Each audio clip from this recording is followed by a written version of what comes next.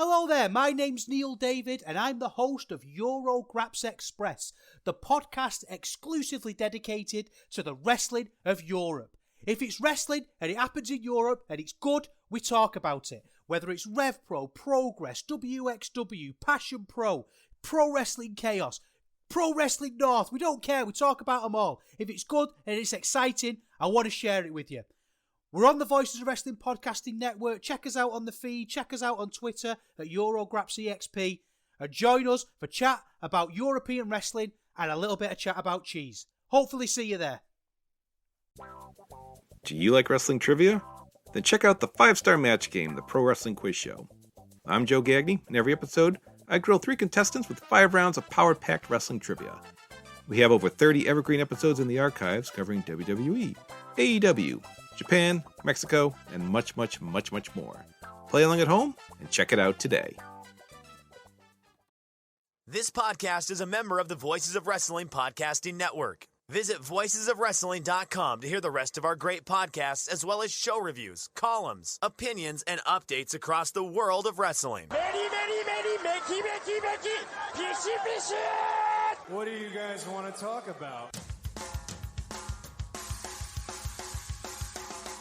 You are listening to the Flagship Podcast with your hosts, Joe Lanza. The cool fans, Rich, cry when Sami Zayn hugs DUI Uce. That's what cool fans do.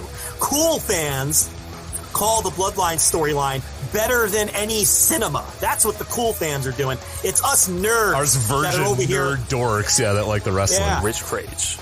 And I'm allowed to be a fucking work rate nerd for the G1. I just want them to have great matches and kill themselves. I don't care. It's not my body. I just want to watch great matches. Stop yelling at me. I agree. And we are live here on the Flagship Podcast. I am Rich. He is Joe. Joe, what's happening? How are you? How are you? I am great, Joe. Long time no talk. We just wrapped up. It feels like we just wrapped up the Instant Reaction Live for AEW Dynamite Blood and Guts. We did that last night over on our Patreon, flagshippatreon.com. An interesting show, to say the least. It definitely had its ups, it definitely had its downs. I think, real quickly before we kind of get into the rest of the show, and we're going to talk some AEW a little bit later. We're going to jump in on Collision, which we haven't talked about since the debut week. What'd you make of the ratings that came out for Dynamite? Yes, this is a 2-hour show, so we're getting right into it, baby. I'm already asking Joe hard-hitting questions. We're less than 2 minutes in, and I'm asking the hard questions. We're only doing an hour or 2 hours. We're losing an hour here. We got to get to the hard stuff right away. So what'd you think of that rating? Pretty fun rating, I think, or a pretty interesting rating, I should say, for the Dynamite this week. No, I think it was a good rating as expected. You look at it, and they did 953,000 viewers and a 0.34. So I think that was about 15% up in both total viewers and the demo, as I furiously try to pull up. I did put you on the spot there. I apologize about that. Put you on the spot a little bit. Well, I think I nailed all the numbers. I did a nice job there. I think you did. Now that I'm looking at them, you did a pretty good job. Yeah, you don't have the week to week, ebbs and flows in your head, but yeah, I think you nailed the numbers though. So good for you. Yeah. So as I furiously try to pull up the WrestleNomics article, Brandon Thurston, by the way, he went on the Eric Bischoff Strictly Business gimmick today. Oh, I don't know how many people know. Yeah, interesting. Okay. I don't know how many people know that yet, or I don't know if that show's live or it's been recorded for the future, but have to tune into that one to see how those two.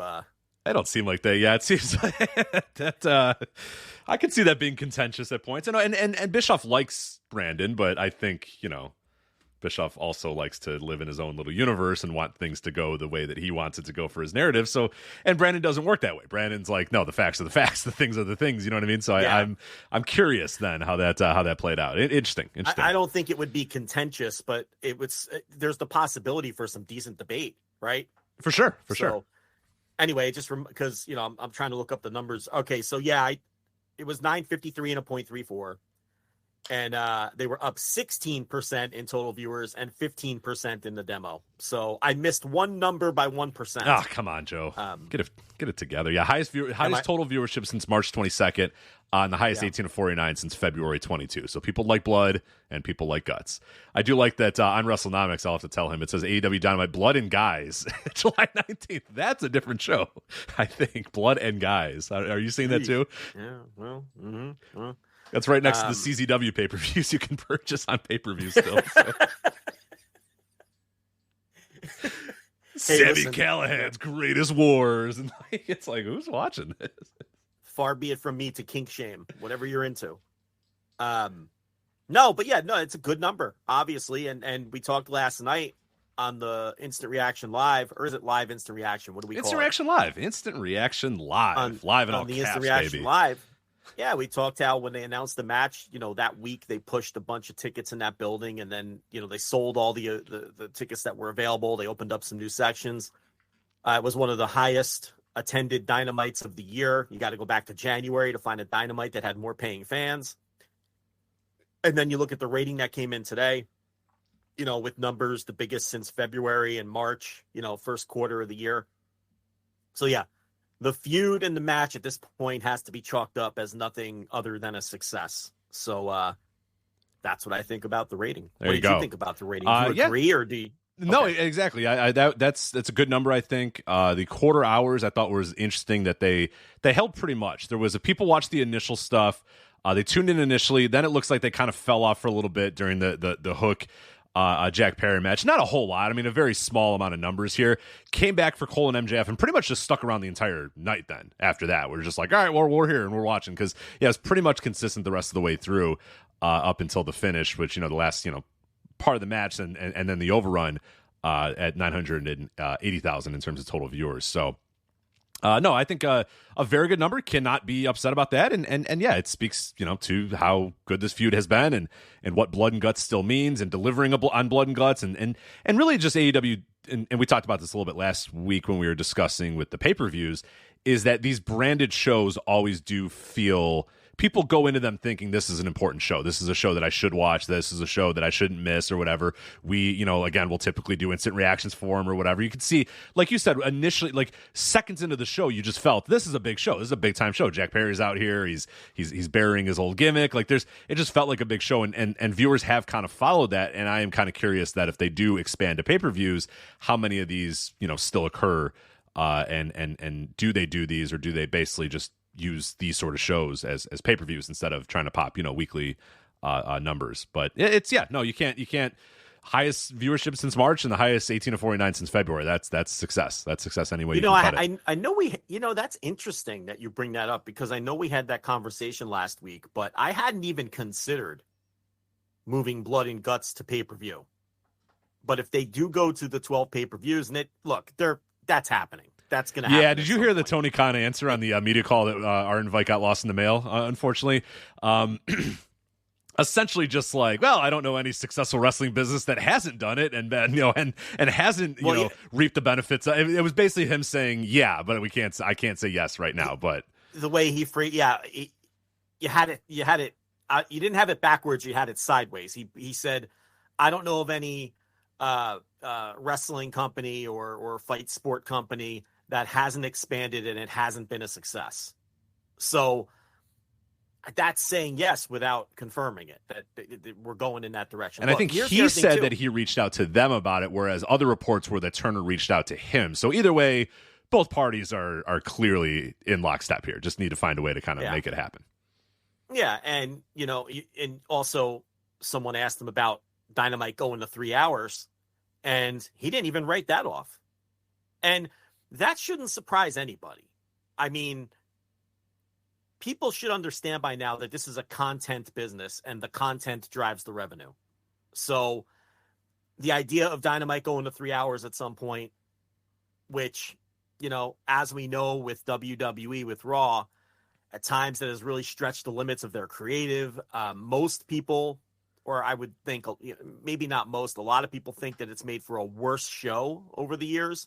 Raw being stretched out to 3 hours, I would fall into that camp. I think the sweet spot for a pro wrestling show is 90 minutes to 2 hours. You get longer than that, it's really hard. But the name of the game is you get more money for that. And that's why WWE doesn't do it because they want to do 3 hours of Raw. They do it because USA pays them more money for 3 hours of Raw. So at some point, if Warner Brothers Discovery, and they keep asking for more content, like we talked about last week, they come to Tony Khan and say, we want to add a third hour to this highly successful Dynamite show that just has been crushing it on Wednesdays for 4 years. They're going to sit down at a table and they're going to hammer out a number, and Dynamite's going to be 3 hours. I mean, that's all there is to it. So they did a soft test. Honestly, they did a soft test last weekend with Collision, which we're going to talk about here in a little bit, with the Battle of the Belts coming immediately after Collision, and essentially just 3 straight hour block of shows. And they tried to, differentiate that, oh, no, it's Battle of the Belts. It's not the, extension of Collision. But then there were several things throughout Collision that they were saying, hey, you might see the result of this on Battle of the Belts. We might run out of time here and we'll watch it on Battle of the Belts. Or, hey, you're going to see Willow and Ricky Starks get their trophies on Battle of the Belts. Like, they did 3 hours. They did a 3 hour block on Saturday, and it was very successful. So, yeah, get ready. I mean, I don't want to say it's going to happen, but I would assume at some point the conversation will be had. Whether it actually pen meets paper, I don't know, but that conversation is going to happen. Content is king. Content is and will continue to be king in the pro wrestling business, and Tony would be an idiot to turn down whatever bag of money that they would give him for the extra hour of Dynamite or the extra hour of whatever it might be. Yeah, I mean, Saturday was interesting because, by splitting it into 2 shows, Collision and Battle of the Belts, what you do is you don't drag down Collision's average, right? Because Battle of the Belts is going to run deeper into the night, and it's going to do a smaller number the later you run. We all understand that that's how that works. But so what you do is you just the 2 hours of Collision counts as a rating, and then the 1 hour of Battle of the Belts counts as its own individual rating. And Collision, I think, came in 4th behind UFC prelims, and some other big sporting event. Let me see if I can find it. The Wimbledon women's final, which aired in the morning. Yeah. So yeah, I mean, to finish 4th on the day in cable, behind those things isn't, and there's no shame in that at all. That's a good number. That's a great number for Saturday night. And Battle of the Belts came in 5th. Now they had the transmission issue, so technically, like, a half hour of Battle of the Belts was counted, and then 20 minutes of Battle of the Belts was counted separately. But even if you combine the numbers, we don't need to get into the weeds with that. The point is, Battle of the Belts did better than it did ever, right? I believe that's the best Battle of the Belts demo number it's ever done. I read that. Yeah, let me see if I can find it exactly on WrestleNomics, but I'm pretty sure it was. Which again, like, that speaks to the success that it was. That it's like, okay, they soft did 3 hours on Saturday without really telling people they were doing a 3 hour block, and it was pretty damn successful. Whether you chalked it up to a Collision, whether you chalk it up to, okay, it's not after Rampage, it's not just a standalone show, whatever it may be, they kind of put their toes in the water there with that, and it worked. It was a very successful, third hour of wrestling for AEW on TNT on Saturday. So you really win because you get 2 shows in the rankings there, instead of just calling it a 3 hour Collision, and then you get 1 show, and then the average is dragged down a little because the third hour is always going to do worse, especially at that hour on a Saturday. So now they've dabbled with that before. Battle of the Belts recently has been an extension of Rampage on Fridays. They usually run it right after which is really a death slot, because now you're talking about Friday midnight on the East Coast, right? Yeah, forget it. Because Rampage is 10 p.m. Eastern, right? I think it's 9 p.m. our time. So it's 10 p.m. Eastern. And those Battle of the Belts were starting at midnight on Friday nights. But yeah, it's, Collision did well this week. And now that we have about a month's worth of data on Collision, we can safely say that 0.13 for week 2 or week 3, whatever week that was, is a complete aberration and had more to do with whatever you want to chalk it up to, the 4th of July weekend and people not being home. Who knows? But that 0.13 where everybody was like, oh shit, maybe this is going to be a colossal failure because we didn't have a large data set to look at, right? We had the debut and we had this awful number, and they've beaten that now. They're back to where they were before that 0.13 the last couple of weeks. It looks like Collision's going to live somewhere between 0.2 and 0.23 in a normal week is what it looks like, because we have a decent amount of weeks now to kind of look at. So, and that's going to be good enough most weeks for top 5 until college football starts. And then we'll see with the college football. So this is all this is all the unknown. I mean, we're entering no one can really definitively say what's going to happen when the college football starts.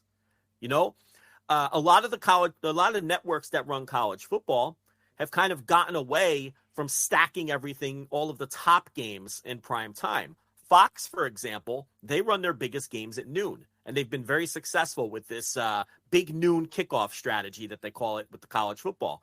What's happening with the networks with the college football is, why are we all competing against each other and splitting up the same pie at the same time when we can exploit the market inefficiencies and run the games at different times? Right, you got your noon, you have your 3 o'clocks, your 3 o'clock kickoff for some of the other windows, some of the SEC stuff, and predominantly some of the big Saturday night stuff tended to be a lot of your Pac-12 games, your big USC games, those sort of things.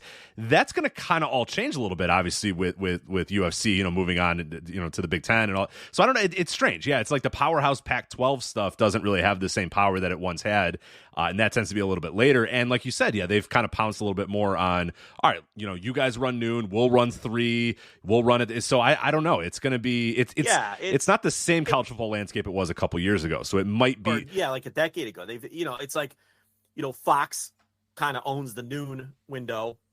And then the SEC games have been, 3:30. For us in the Central Time, I always remember 2:33, somewhere around that range. You would get, your Alabama and your Floridas and those sort of guys that come up and do their thing. And that's not to say that there's never going to be big games in prime time. There is. And here's the other thing. Even when there's not big games in prime time, the thing with college football is there's always like 8 games on. So even if none of them are a huge game, collectively, they're doing millions of viewers. Even if none of them on their own are doing some, amazing number, you're still competing with, 6 to 8 games in any given window across all of the various networks that are airing the games. So, and that's all going to be the unknown. We don't know how that's going to affect Collision. We don't know. Well, we know it's going to affect it. We don't know how much it's going to affect it. And, we're all going to learn as we move along. But at least before college football gets going in a couple of weeks here, because, it's going to start late August, they kind of live in the 0.2 to 0.23 range. And, we kind of know that. We do know that. But there's going to be weeks where Collision gets hit with big-time sports competition, with the college football or whatever else, where they're going to dip down and do a poor number. I mean, that's just, we knew on running Saturdays that was going to be the case. And it's going to, it's going to be impossible to avoid. But yeah, the Battle of the Belts did a big number. And, as far as going back to what started this conversation, I would pretty much call it a certainty that at some point Dynamite's probably going to expand to 3 hours. I mean, let's be realistic about it. As long as it continues to produce numbers and be successful, WBD is going to want more of it. And Tony Khan's not going to turn down the money. Just like WWE didn't turn down the money. It's a content business. And, he hasn't turned down content yet that they've asked for. No. So, no. And their worth is about to be expanded tenfold over the next couple of weeks and months, depending on how long the strike continues. Because, again, like during the pandemic where everything else shut down and wrestling kept going, TVs, movies, they're all going to shut down. Wrestling is still going to come, it's still going to get going. So it's like there's only going to be even more value of like this is like the most fail-proof thing that we could put on our network. It's relatively affordable. It draws decent enough ratings. It lives through pandemics and union strikes and all these sort of things. And yeah, it has, no matter what those numbers are, it sustains enough numbers. I mean, we'll talk about the Collision numbers here in a bit, but getting over 500,000 people to watch, an event, a live event on a Saturday night on TNT, and get 0.20 in the 18 to 49 demo. I mean, that is insanely valuable if you're a network like Warner, or like TNT or TBS or whatever, because yeah, I mean the ads that you can put on something like that versus the ads that you can put on insert random movie that came out 7 years Yeah. ago that they're normally airing on Saturday nights or whatever. You know what I mean? Like it's a monumental difference of what you can do is having 500,000 people watching that show on a Saturday night, a captive audience watching it live. In that 18 to 49 demo, I mean, that is so valuable for anybody. So anybody that looks at any of these Collision numbers, other than that, July 1st number, that looks at any of these other numbers is like, oh, I don't know. It's like, no, you're out to lunch. Warner has got to be. You have no idea what you're talking about. You have zero idea what's going on in the actual business of TV or the business of wrestling. No idea. Yeah, it's just and I think, and I've talked about this before. We've talked about this before. I do think, with as well as WWE is doing right now, it's just, for a lot of people, it's just easy and convenient to compare AEW's television numbers to WWE's numbers and see them as failing or see them as not doing well. In a world where WWE doesn't exist, nobody looks at any of these AEW television numbers and thinks of them as anything other than a amazing success. Dynamite is a runaway television hit. I know I've said that a few weeks in a row because I'm not sure how many more people need to understand that and hear it.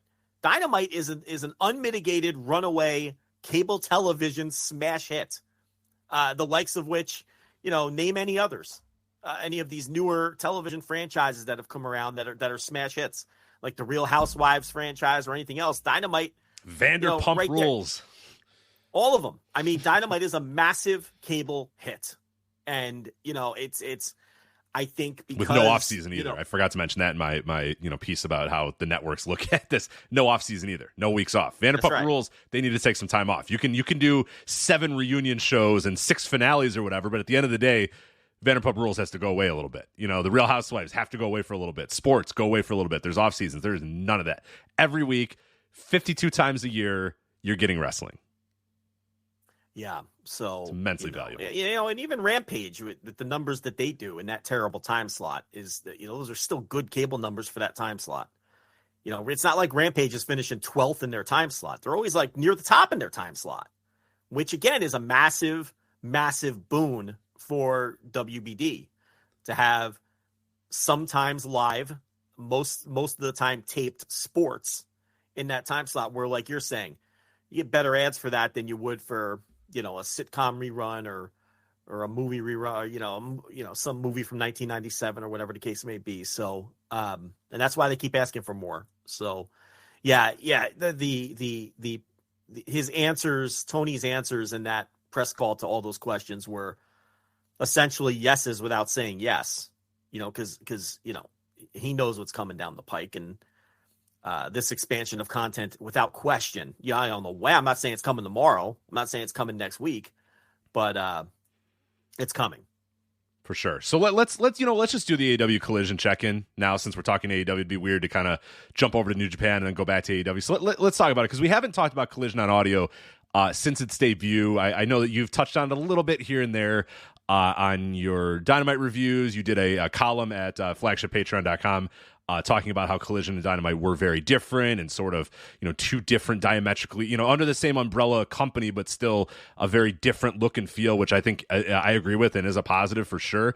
But I thought, let's check in on the show, because we haven't really talked about it. We haven't really ran the numbers. We haven't really talked about, the actual in-ring of Collision, or actually how Collision is, how it looks and feels. And so last week's show was, I thought, a fantastic 2 hours of wrestling. Like, that is everything that I kind of want out of TV wrestling. You have the Owen Hart tournament matches. Both of those I thought were solid. FTR and Bullet Club Gold was phenomenal. I can't believe there's not more people talking about that match. Maybe there was, and I kind of missed the conversation. But I don't know, Joe. What did you think of that match? Because I thought that was just fucking tremendous professional wrestling by FTR and Bullet Club Gold, Jay White and Juice Robinson. I adored that match. That's going to be in my top 10 at the end of the year. I'm positive of it. I don't think you're going to be alone. I think that, it was one of the best AEW matches of the year. There's no doubt about it. I mean, for them to go an hour and do 2 out of 3 falls and make all 3 falls feel so different. And I don't think the match dragged really at any point. It was compelling. And you have to work around commercial breaks and the television format. And that's not easy either. I mean, there's a big difference between doing a match like that on TV and doing a match like that on a pay-per-view, where you don't have to worry about any of that shit. You can go out there and structure a pay-per-view match any way you want. A television match has to be structured around picture-in-picture breaks. It has to be structured around full-on. If you're going that long, full-on breaks. You have to fit it into the, you hit your time cue because you have to leave time for everything else that's supposed to be. It's a totally different animal. Right. They open the show too, which is it's very tricky to have that sort of. It's different when you can have that match and say, all right, you guys got 48 minutes. All right, there you go. Here's your hard out. Right. Yeah. Your hard out is 9:00 or whatever. You got 48 minutes. Here you go. And then the referee's going to tell you, all right, you got 10, you got 5. They're opening the show, so they can technically do they can do whatever they want, but you fuck the entire show up if you don't at least in some way, shape, or form keep your cues. Yeah, so they it was a great match. I completely agree. And then, I thought the Owen final with Ricky Starks and CM Punk had great crowd heat. You had the "Let's go Ricky, let's go Punk" dueling chants, so it had a great atmosphere. Good match, not a great match. I thought it was another excellent collision. There's been 5 collisions, I think, and I think 4 of them were excellent, and I thought there was one that was a little bit down. I don't know if it was week 3 or week 4, one of those in there that I didn't like as much as the others, but 4 out of the 5, it's been my kind of wrestling. I mean, it's really low key. What I love about it and like this last week's show is it starts out, just promos backstage, just guys talking to the camera about why they're going to win their match. Yeah, cold on. FTR saying we're here to defend our belts. Boom. Bullet Club Gold saying we're here to win the belts. Boom. Cold open with a little dramatic music. Yeah, a little music behind the background. Will saying, I'm going to bring my big hair and my big fists and I'm going to kick some ass out there. It's just like, hell yeah. All right. It's sort of like what they used to do with Saturday night's main event. Absolutely. 100% exactly what I was going to say is they grabbed the Saturday night's main event thing where, the first 2 minutes of the show are the main players of the show talking about what they're going to do on the show. Boom into the intro, boom right into the wrestling, and then it was no bullshit, just professional wrestling. And it's something that you've taught, and I don't want to belabor the point, I don't want to do it again, but it's something that I do feel like has been missing from Dynamite. There used to be a point in time, and it wasn't that long ago, it really wasn't that long ago, where I would come on this show or we'd do a review or whatever, and I would say one of the things that I love about AEW is they're just unabashedly a professional wrestling company. They're wrestling. They're not ashamed of being wrestling. They don't want to be anything but wrestling. They are fine being a wrestling company, a pro wrestling company. I can't say that same about what they've done over the last couple of months, where I don't know if they're fully on board with being fully 100% wrestling with a capital W or whatever. And Collision is not that. Collision is unabashedly a wrestling show. The people talk about the wrestling matches. They talk about how they're going to win their matches, and then the wrestling matches happen, and then they're done, and then that's the show. You know what I mean? It's nothing else. It is everything happens in front of the camera. Everything happens in front of the ring, or in front of the crowd, I should say. Everything happens in the ring. It's just like that. It's what I've been wanting out of Dynamite for a very long time, and I'm it's okay. If Dynamite's going to go in the direction it's going to go, that's okay. There's still a lot I love about Dynamite, but Collision over the last couple of weeks has really been hitting this is kind of what I wanted out of Dynamite that they seem like they've gone away from, but Collision's now giving me that again, where it's a pro wrestling show, and I just kind of want to watch a pro wrestling show, Joe. I know it's wild, but when I turn on pro wrestling, I just kind of want wrestling, and I'm getting that out of Collision. Yeah, I've written about it behind the paywall. It's meat and potatoes. It's meat and potatoes pro wrestling, and there's almost always at least one great match. The first 2 weeks had those multi-man tags with CM Punk, and we reviewed the first Collision together. And, I liked that show way more than you did, and I think I liked the main event way more than you did. You liked the show. I loved the show. Yeah. You thought it was one of the best shows ever, one of the best professional wrestling shows you'd seen in a long time, where I was just like, I think it's very good. But we both liked it. We definitely both liked that show. I think I called it top 20% of all AEW shows that have ever television shows or something like that. You know what I mean? I didn't think it was one of the greatest wrestling shows to ever happen on TV, but I thought it was a really, really good AEW television show. And that 6-man main event just reminded me of classic All Japan. It really did. And with the star captain on each team and building up a singles match for Budokan Hall, it felt like a Korakuen 6-man tag.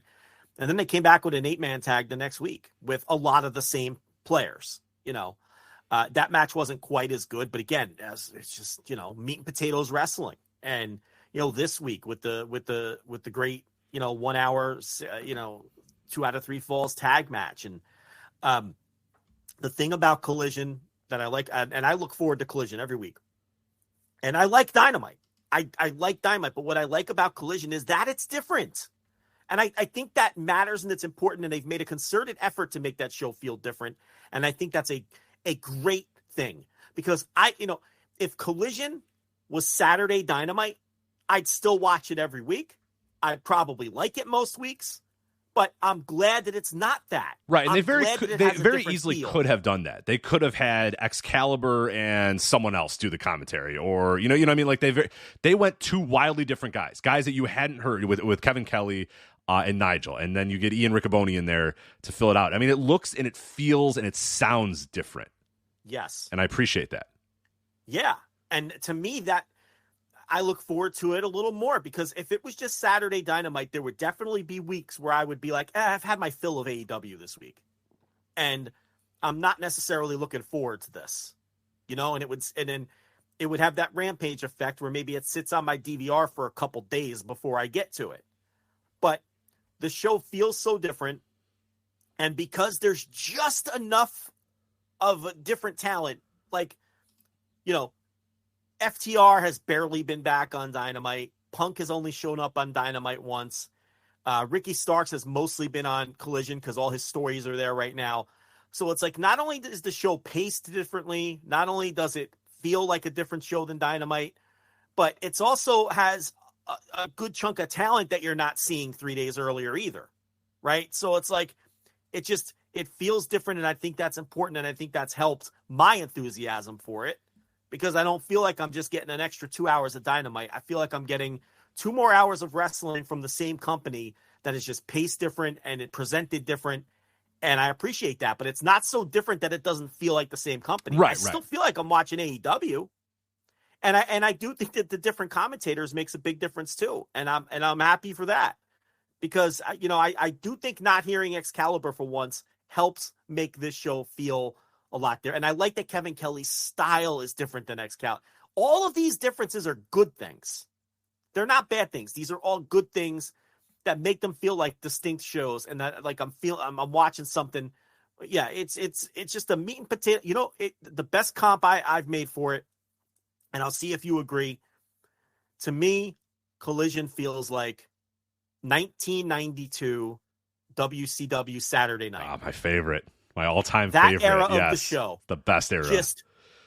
Steve Austin, Ricky Steamboat, Dustin Rhodes. You go right down the line. Wrestlers, right? Arn Anderson, Bobby Eaton. Sweat. These guys would be chopping each other, sweat flying all over the place. Just meat and potatoes, great pro wrestling.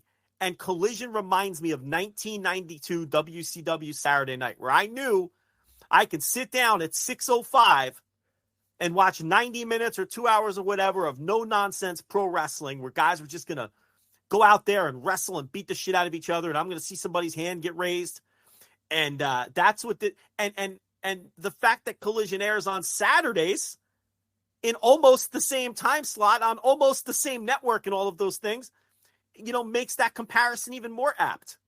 And I think it's good that AEW has a show like that, and also has like a show like they have on Wednesdays, which I still think is the greatest pound for pound wrestling television show that has ever existed. Dynamite. Oh, absolutely. So this isn't me putting over Collision and saying, fuck, I'm done with that. No, Dynamite is still the greatest television show in wrestling history. But I'm really enjoying Collision as well. Yeah, the numbers for Collision have been pretty interesting as well. So you had obviously you had the debut June 17th. That got 816,000 viewers on average, and a .33 in the 18 to 49. But like we always said, throw that one out. Get that, like the second Rampage, the Punk, throw that thing out, because it's gonna be stupid if you compare the rest of the thing. It'd be like comparing today's SmackDown ratings to the debut on SmackDown and saying, SmackDown ratings suck. They had 4 million on this day, and now they only have 2 million. What are they doing? What's wrong? And it's like, okay, no, that's so stupid. Don't do that. So we're gonna throw out that debut. June 24th. 595,000 viewers on average, 0.21, 18 to 49. Now that, had a big drop in total viewers like it was going to have, but, the 0.21, 18 to 49 is a solid as hell number. Like we said, any network would take that on a Saturday.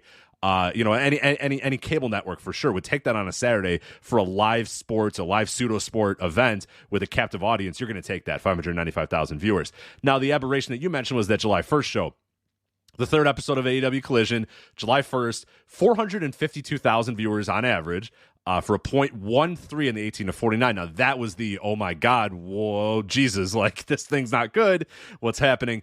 July 8th, they came right back. 580,000 viewers on average, 0.21 in the 18 to 49. So pretty much almost exactly what they had on the June 24th. And then this July 15th show last weekend, 479,000, I should say, viewers on average, and a 0.20 18 to 49. So now we know we're looking at somewhere in the range of a little over 500,000 and a 0.20 in the 18 to 49 is they're stable numbers at this point, which again, like we said, any network would take, and TNT will absolutely take. On Saturday o'clock. Now look, and that's going to usually be good for about a top 5 finish on a Saturday. And that's, you throw out the debut, you throw out the 0.13, and we see now that, it's like I said at the top, they're going to be somewhere between a 0.2 and a 0.23. They're going to do 0.23 high end. They're going to be around a 0.2 in an average week, maybe high teens on a week. But that's the neighborhood they're living in. I think we have enough data to look at, and that's what the show is going to do. I think the addition of Collision and now with the two-hour shows, I really think it helps Rampage from the standpoint of there's a lot of pressure off of Rampage on Friday nights now because people aren't going to judge it through the lens of it being the number 2 show. It's very clearly the C show by a mile. Like you know what I mean? So it's like we have another show now where important things are always going to happen with Collision. And that takes a lot of pressure off of what Rampage is. And I think it takes a lot of the criticism off of Rampage. Rampage is like a blob of clay now that you can do anything you want with. And they have. A few weeks ago, it was just 3 random matches with mid-carders that had no storyline connections at all. Well, one of them did, the Hardy match, the Hardy tag. And then there were 2 other matches that were just random mid-card matches where people were just wrestling. It was just a wrestling show, right? And then the next week, it was like an extension of Dynamite, where Dynamite stories led to what we saw on Rampage. And we had the Elite versus the Dark Order to open the show and all of that. So it's like, you can do, like, Rampage is like this thing that Tony can just kind of play with on a week in, week out basis and do different things with now. And it takes a lot of the pressure off of that show. And I've really enjoyed Rampage since Collision has rolled out. Whereas there were weeks of Rampage before Collision came out where it was almost like, man, that was a great Dynamite. I want more AEW. You watch Rampage and it's a terrible show. And you weren't getting that. Yeah, and you're like, oh, well, this sucks. Like, why is there nothing good on Rampage this week? Now it doesn't matter. And it almost makes Rampage almost like this fun, almost like their version of Velocity or their version of WCW Pro, where you're not concerned if it's like an in-canon, let's move the storylines along hour of wrestling. It's just Friday night. Most of the time, I think a lot of people are watching it on the DVR anyway. So you're done going out, doing whatever you're doing. If, going on a date, hanging out with your family, watching baseball, whatever you're doing on a Friday night, and you come home at 1:00 in the morning and throw Rampage on the DVR, and it's just a pressure-free hour of wrestling. So I kind of think in a weird way, Collision almost improves Rampage by accident. So I've really enjoyed Rampage the last couple weeks too. But I mean, the only thing with AEW TV now is the stuff we talked about last night on the Instant Reaction. Just, a lot of the silliness that they're doing on Dynamite right now, which unfortunately, and if people want to hear that conversation, they can go listen behind the paywall. We're not going to do it here. We're going to see more of it because, the MJF Adam Cole buddy cop stuff is a hit. So they're going to keep that going as long as they can. And they're going to look for other ways to create that kind of content because it's popping quarter hours and it's over big in the buildings. Now, I will say this. I think one thing we didn't bring up last night that I kept wanting to bring up, but we were on a roll and I just, it's one of those things I never said. I feel like MJF and Adam Cole have been so good that they're elevating the shitty material. I think we do need to bring that point up, because I do think a lot of this garbage that they're doing, that, you know, it would fall totally flat if it was anybody other. MJF's a remarkable performer. I mean, we can't leave that out of the discussion. And I do think that's part of it that we did miss last night. Yeah, those guys are doing a great job with it. It might not be what I like, but they're unquestionably, the characters and the guys playing those characters are doing an incredible job of it. So yeah, their chemistry. Yeah, the chemistry is undeniable for sure. So one of the other things I want to talk about with Collision is the ticket sales seem to have stabilized a lot as well. You know, there was that weird Canada run where there were some hellacious ticket numbers and ticket buys. It looks like things have gotten a little bit better. So some upcoming Collision show attendance outlooks. This is per WrestleTix, who do incredible work. Patreon.com/WrestleTix if you want to subscribe there. July 22nd, Newark, New Jersey. That show coming up in just a couple of days. Tickets distributed right now, 5,163. The current setup is for 5,905, so just a little under 6,000. So there's only about 742 available tickets as of the update they did a couple days ago. So that's not bad. You can do some walk up on that. Do you get all the way to that, 5,900? Probably not, but you could do some walk up and round that up. Dynamite. That's a typical Dynamite house. Yeah, that's not bad. Yeah, at 5,000 plus, you'll take that. July 29th in Hartford, Connecticut. Now, tickets distributed for this show, 2,608. You might go, oh, that's not great. But the setup for that show was only 3,369. So, again, available tickets is a little over 750, 761. So, that's the number itself. You might go, whoa, 2,000. That's not that good. But it's like, well, no, it's set up for just a little over 3,000. So that's not bad. Good, but that's a low level Dynamite number. That's a for sure. Dynamite that's number. Not great. And yeah, for sure. But if it looks better than some of those hellacious Canada numbers. Some of those West Canada numbers really scared me about what Collision was going to do. And that's what we were saying. We're like, look, Canada. There's no way to spin a lot of those Canada numbers as a success. They just they just ran some of the wrong towns. It's just what did we say? Let's judge this Collision show when they get back to the United States and they start running, and they run a couple of months here. Then let's see. Yeah. Before we start making any judgments on, CM Punk's ability to sell tickets, or what the fan base thinks of Collision. Do they view it as an A show? I really think the Canada stuff, was what it was. Some of those towns did better than others, of course. But, now, like you said, what was that? Newark that's doing okay? Yeah, that one, Newark in a couple days is, already at 5,163 with about 700 tickets left to be sold. That's a pretty shitty setup for a basketball building, but what you're comparing these two are Dynamite. Apples to apples, the same company. And Dynamite's doing a lot of those setups in basketball buildings. So right, they're running the big arena, but they're certainly not putting 14,000 people in those big arenas. They're even Blood and Guts, which did over 9,000 paid and was the highest attended Dynamite since January. That's still a basketball building with only a 9,000 seat setup. So, we're throwing roses at what they drew for Blood and Guts because it's good when you look at it within the context of how AEW has been drawing. But believe me, they'd love to be setting up, 11, 12, 13,000 people in these basketball buildings. Yeah, it's very clear from a lot of the way that they've set these arenas up, and especially with these collisions, that they're not super, you know what I mean? Like they're not. They know what their house show business is. They know what the business is. They're setting up for a lot less than what the arenas can handle, and that's And they're doing fair house show business right now. That's the word I would use. Whereas you look at what Raw and SmackDown is doing, they're doing great house show business. They're going to a basketball arena, setting that thing up for as much as it can be set up for, and selling 14,000 tickets or whatever. So yeah, they're opening up seats after that.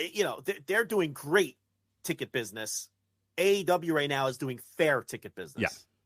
Yeah.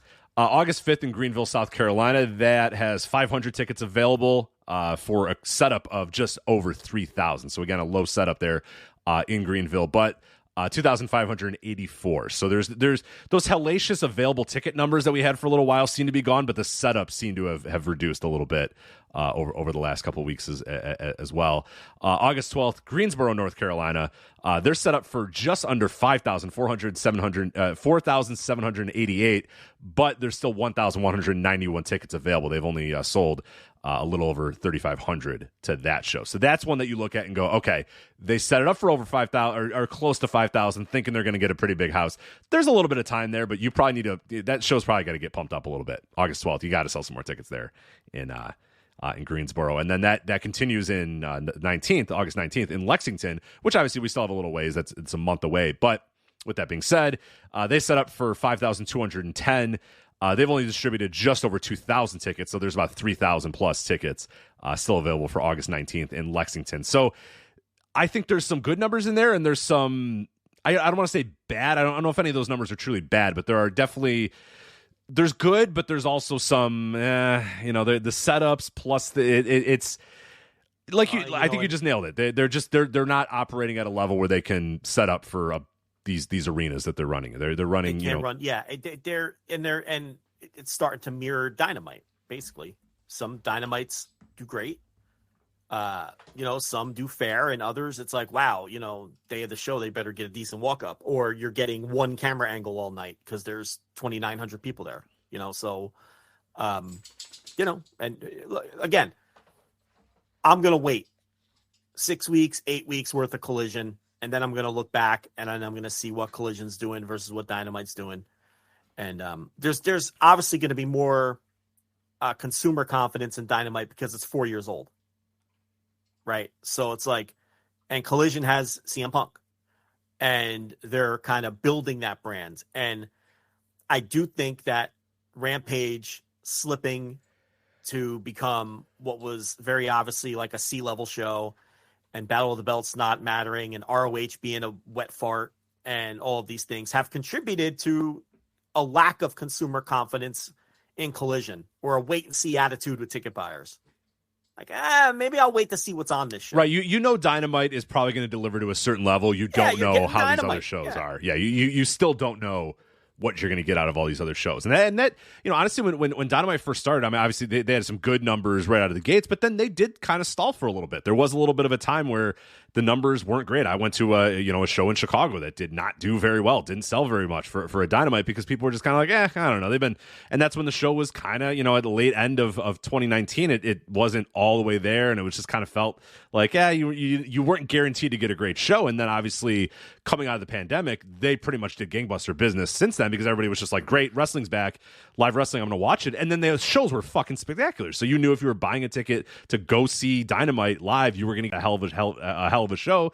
And you don't know that yet with Collision. You say, well, like we talked about here, the history of secondary AEW shows has not been good. So I could see people in Lexington, Kentucky saying like, I'll wait and see what the card is, a couple days before, and then go buy a ticket. They've been selling a lot of tickets late. And I think that's probably part of it too, is like, well, no, you know what? I'm not going to buy just sight unseen. I have to buy a ticket to the show because I know I'm going to get a value out of my ticket. Like, no, what do you guys have for me? What's the card? Who's on it? What are the matches? Okay, yeah, I'll go see that, but not necessarily a month out or 2 months out, or you just unquestioned, no worries whatsoever. Boom, I'm buying a ticket right away just because Collision's coming to town. That's not how the show is yet, and will come in time maybe, but it's just not there yet.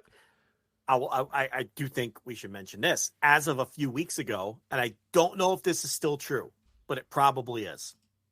But as of a few weeks ago, with all the hand-wringing over AEW's attendance, and we just called it fair and all of those sorts of things, and we're looking at somebody's shaky advances, with all the hand-wringing over their attendance, as of a few weeks ago, Dynamite was up year over year versus last year. Isn't that funny? Very slightly. They were very slightly up year over year. And I don't know if it's still true, because that was probably about a month ago, the last time I saw that number.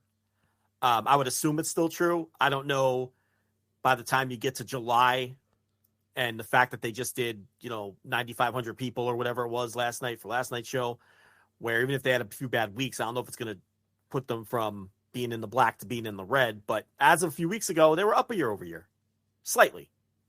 So, it's you do have to look at that too. They're showing the growth, with the Dynamite attendances. But anything else with AEW? No, I think I got everything AEW-wise out. Again, if you wanted to get a little bit more about Blood and Guts and some of the, the Chinese food segment and the dance-off and all that stuff from last night's Dynamite, that is available at flagshippatreon.com, patreon.com/voices of wrestling, and voicesofwrestling.com/Patreon. Our $10 tier will give you access to that instant reaction live, both the YouTube replay as well as an audio replay you can either listen to on your phone, your laptop, your computer, whatever you may be, or your pod, wherever you listen to your podcast. You can get an RSS feed to listen to that as well. So that is available, $10 tier, flagshippatreon.com, patreon.com/voices of wrestling, and voicesofwrestling.com/Patreon. So since we're in the AEW universe here, I'm tearing up this format sheet. I'm like Eric Bischoff and Hulk Hogan, Joe. We talked about a format, and I'm tearing it up because we have a full card for Ring of Honor's Death Before Dishonor, because there is an ROH pay-per-view this weekend, Friday, in lovely Trenton, New Jersey. I've never been, but I'm assuming it's lovely. Joe, is Trenton, New Jersey lovely? Trenton, New Jersey? Yeah, I don't think it's very lovely, is it? There's nothing lovely about Trenton, New Jersey. Well, ROH is going to be in Trenton, New Jersey this Friday for Death Before Dishonor, and as of this recording of the show, we have a full card now. So you ready for this? I am ready, but I also have breaking news. You have breaking. Okay, go ahead. Take it away. I bet you I have a match you don't have. Wow. All right. So you're going to wait? You're going to let me read it and then break in with the breaking news? Why don't you go ahead and give me the full card and let's see. Okay. Maybe you'll blow up my spot. Let's see. All right. So we got 4 matches on the pre-show. Action Andretti and Darius Martin versus the Workhorsemen, Anthony Henry and JD Drake. We also have Layla Hirsch versus Trisha Dora, AR Fox versus Shane Taylor, and Josh Woods of the Varsity Athletes versus Tracy Williams. Now, look, none of those matches are exciting me or, getting me all fired up, but I'd like a pre-show with action. It's got Action Andretti, so it has action. Give me matches on a pre-show, not talking heads, talking in kayfabe. Nobody cares. So I'd rather just have these 4 dopey matches that I don't care about than the alternative, which they've been doing sometimes with the AEW pay-per-views. I'm in on AR Fox and Shane Taylor. That sounds like a hell of a match. I'm into that. But that sounds all right, yeah. But, Not exactly, yeah. Not exactly cancel your plans Friday night to watch it, but, Listen, it's not Eddie Kingston, Jun Akiyama. Right. No, certainly not. But elsewhere on the card, I'll start with the bottom. We'll go to the main event. Commander versus Gravity. Commander. Sorry, I'll say it the right way so people leave me alone. Versus Gravity. Look at that. It's Gravity getting a booking here in Ring of Honor. Gravity's a guy I've been following on the Lucha indie scene. I wrote a couple reviews of his matches too. So I believe he is Bandito's brother. If I'm not mistaken. That is correct. Yes. And he's kind of, now I don't want to say come out of nowhere, but he has really emerged lately. And he actually, I've been watching some big Lucha, and he had a feud with Jack Evans earlier this year in Big Lucha that culminated with a bull terrier match, which is what they call dog collar matches in Mexico. And I reviewed that match behind the paywall. So Gravity is actually a guy whose career, and he's been working in Chicago, Rich. He's been working on those, was it Galley? Galley Lucha, yeah. Yeah, so, I've seen some of his matches there, some of the stuff that they put on YouTube. So it's interesting to see Gravity getting a shot in sort of the AEW extended universe here. We have the Mogul Embassy. Now, sit down for this match. This is an incredible match here. ROH World 6-man tag team titles. The Mogul Embassy, Brian Cage, Bishop Kong, and Toa Leona versus Master Wato, Ryusuke Taguchi, and Leon Ruffin.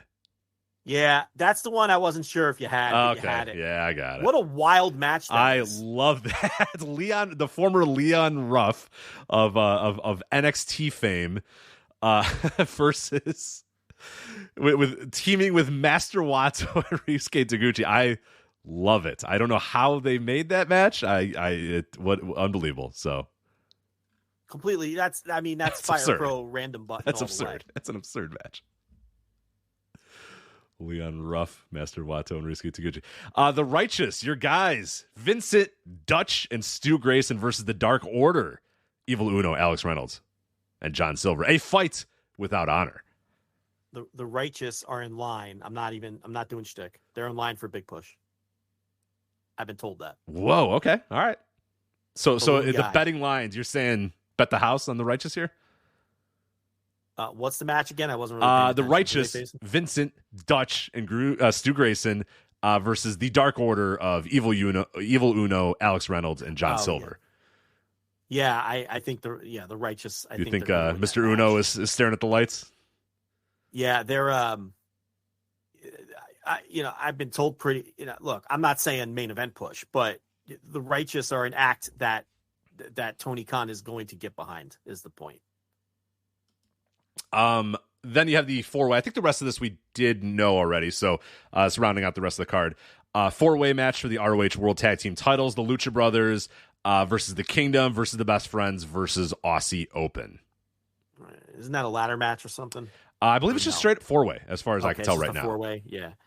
Just thrown together. Actually, go through the rest, and then I'll make my point. Okay. ROH Women's World Championship, Athena versus Willow Nightingale. ROH Pure Championship, Katsuyori Shibata defending his title against Daniel Garcia. ROH World TV title, Samoa Joe defending the title against Dalton Castle. And then finally, your main event, ROH World Championship, Claudio versus Pac. All right, so obviously the Mark Briscoe match fell apart. Tony Khan on the media call, which we were not invited to, said that the rest of the card was a nightmare to put together, the likes of which he hasn't dealt with since Forbidden Door last year. So a lot of other matches fell apart. Look, how about you just get your shit together, plan out a card, and build backwards to it? I mean, this show is so sloppily put together. I mean, so many of these matches are just, they have no build whatsoever. And, I understand things happen. People get hurt. There's other scenarios that go down, but it sure seems to happen a lot in this company. At what point do, we hired 1,000 people to sit in that room and help put shows together and help book and all this and that. And on all these media calls, we have to hear about how I have all these people helping me and all these great voices. And then we run down the whole list. Well, what's the end result here? So many times we get these pay-per-views and they're just hastily thrown together. Things have poor builds and we hear the litany of excuses. And I don't understand it. I'm sorry. I don't get it. This pay-per-view, there's some nice looking matches on this show, and every ROH pay-per-view has delivered to this point. I've enjoyed every single one of them, and I'm probably going to enjoy this one. Okay. I'm just going to, excuse me. I'm going to turn this show on Friday or whenever it's on Friday, right? Friday. Tomorrow. And I'm probably going to enjoy a nice little 3 hours of wrestling, 4 hours if you throw in the dopey pre-show. But, the fact is, I mean, look, ROH has been a complete bomb. I mean, let's be honest. It has no buzz. I'd be interested what the subscriptions are, because I'd be willing to bet they've gone down, because I can't imagine. Well, they're down one. I'll tell you that. I can tell you for sure they're down one subscription. But you make it two, because I don't subscribe anymore. Because why would you? I mean, these are this is Red and Black Dark. Slightly better dark is what they are, these shows. You look at these lineups and there's nothing to sink your teeth into. It seems like there's not a ton of effort going into them. And then you see a pay-per-view like this, which didn't have any matches last week. As of last week, this pay-per-view had one match, and that match that they had isn't even happening anymore. I mean, what are we doing here? This whole and nobody was more excited about the return of ROH and to ROH being run by this guy than I was. I was all about this. And it has been a complete and total flop. Not good. So, I'm not watching that weekly show anymore. I just wrote my June notebook roundup. And right there in my write-up, I said, hey, look, I don't watch ROH anymore. So if there's been anything on that show 3.5 or better, recommend it to me and I'll go find it. Right. But I'm not watching that show. No, it's not worth it. There's so much other wrestling going on in the world that it's simply not worth sitting down. Unless it's your job, unless you're being paid to review it or whatever. there is no reason to sit down and watch Ring of Honor every single week. I can't devote my time to that show. No, I can't do it. You just can't. Yeah, that's a show that I think so desperately just needs somebody to. Tony's just got to give it to somebody. Just let somebody do it. You know what I mean? Like, just tell. There's got to be some understudy that you can say, you know what, Ring of Honor is your thing now. Go for it. You know, I still want to. You know, still want to be. You know, I want to approve, but you know what? Why don't you write the bulk of it, and I'll look at it and approve and offer some suggestions, something like that. Because this is just whatever this is right now. This is unsustainable. This can't work. Maybe they are. You know, the thing about Tony is he always makes it a point to say, I'm the booker, right? He always goes out of his way to say that. And, you know, the running gag and the way that we're always like, you know, this guy loves pro wrestling. He wants to be known that he's booking all the rest. But, you know, I think there's another aspect to that. I don't think he ever wants to throw anybody under the bus, right? And right. I'll take all the blame, all the glory, and all the blame. I might get all the credit, but I'm going to take the blame too. He's not going to say, oh, well, so-and-so is handling ROH. And then, you know, then people are going to publicly destroy it. You know, critics and everybody, I mean, are going to, you know, go after whoever it is the, you know, the person predominantly running ROH or handling Rampage or whatever the case may be, certain storylines. He's always going to publicly say, it's me. I am the booker.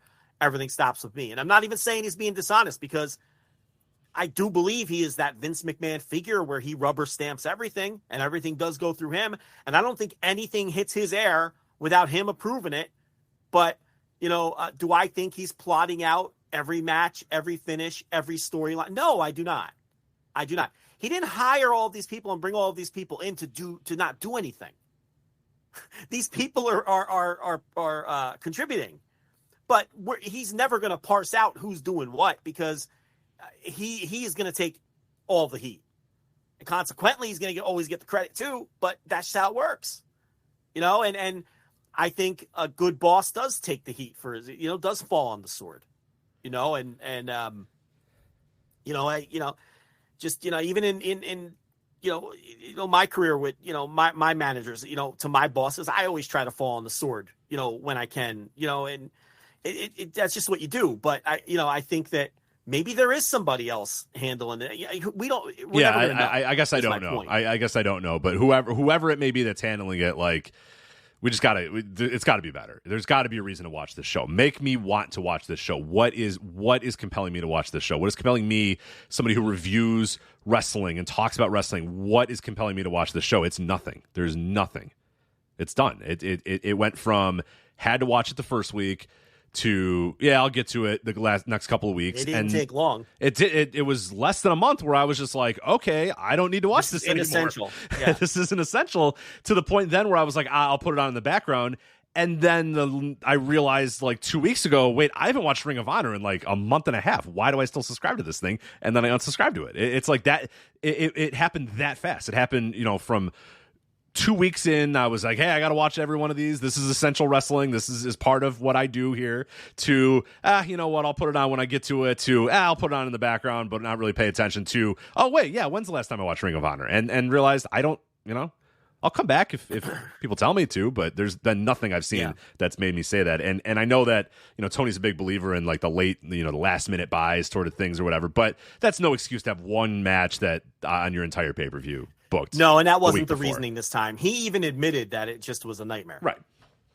So, you know, it's not that. You know, that's not the reasoning this time around. It was just, you know, whatever it was. I don't know, just pick a core roster of people and do some stuff with them. Like you said, book 3 months in advance and say, all right, here's what we want to do, and here's my story, and here's the feuds I want. Like, just lay it out. Like, book it out. It doesn't feel like it feels backwards. I mean, you put up a framework of what you want your next pay-per-view to look like, and then you book to get to that point. And you might have to change some things. Of course. Yeah, know, it's never going to go perfect. It's never going to go perfect. But yeah, it feels like we're booking week to week, like literally booking week to week on the show. And it's just, it makes it a very tough watch. It feels to me like it's just not a priority. And when that's the case, and you're just going to try to put everything together last minute or whatever. And look, we might be way off. I mean, you know, somebody on the inside might listen to this show and be like, oh, these fucking assholes have no idea what they're talking about. We had a card 6 weeks ago, and that could be the case. I don't, but it's not coming across that way. And it's unacceptable anyway. I mean, this has been an absolute mess. We didn't have a card, and the show is tomorrow, and we have not been able to talk about the card until a day before. Right. I put my notes in maybe 5 hours ago before Ring of Honor aired this week, and I had 4 matches, or 5 rather. And now we have, whatever I just listed there, it's 12, including the pre-show. But all that stuff gets loaded on the go-home show or whatever. That's the sloppy stuff. It just, they need to do better than that. So someone in the mess is asking us why, someone in the chat is asking us, someone in the mess. Someone in the chat is asking us why we weren't on the media call. I don't have an answer for you. I don't know. I don't know. Rich didn't get an invite. I didn't get an invite. It wasn't in my spam folder. I checked we just didn't get an invite. Now, I don't know. I asked around. I asked a lot of other media people if they got their invites, and most of the people, actually every person I asked, did get theirs. They weren't all on the call, but they all got their invites. I do know that our Beans on Toast pals, the Grapple podcast, they didn't get their invite. They're the only other outlet I know of that usually gets an invite to these things that didn't, was the Grapple podcast. So I don't know. I don't have an answer for you. Now, when the next AEW pay-per-view comes around and we get our invite, I guess we could chalk it up to just, lost in the mail or some kind of mass email glitch or something. And if we don't get an invite, if we don't get one, then let's ask some questions. then I guess we're just not welcomed. I don't know. I mean, it's not going to prevent us from covering the company or doing our job. It'd be nice to be on the calls, and I do like to do the write-ups after the calls, and I know a lot of our subscribers like those write-ups that I do, that accompany the audio that we put out, analyzing the calls. We won't be able to do that because I can get a hold of the audio a couple hours later, and we did this time too. But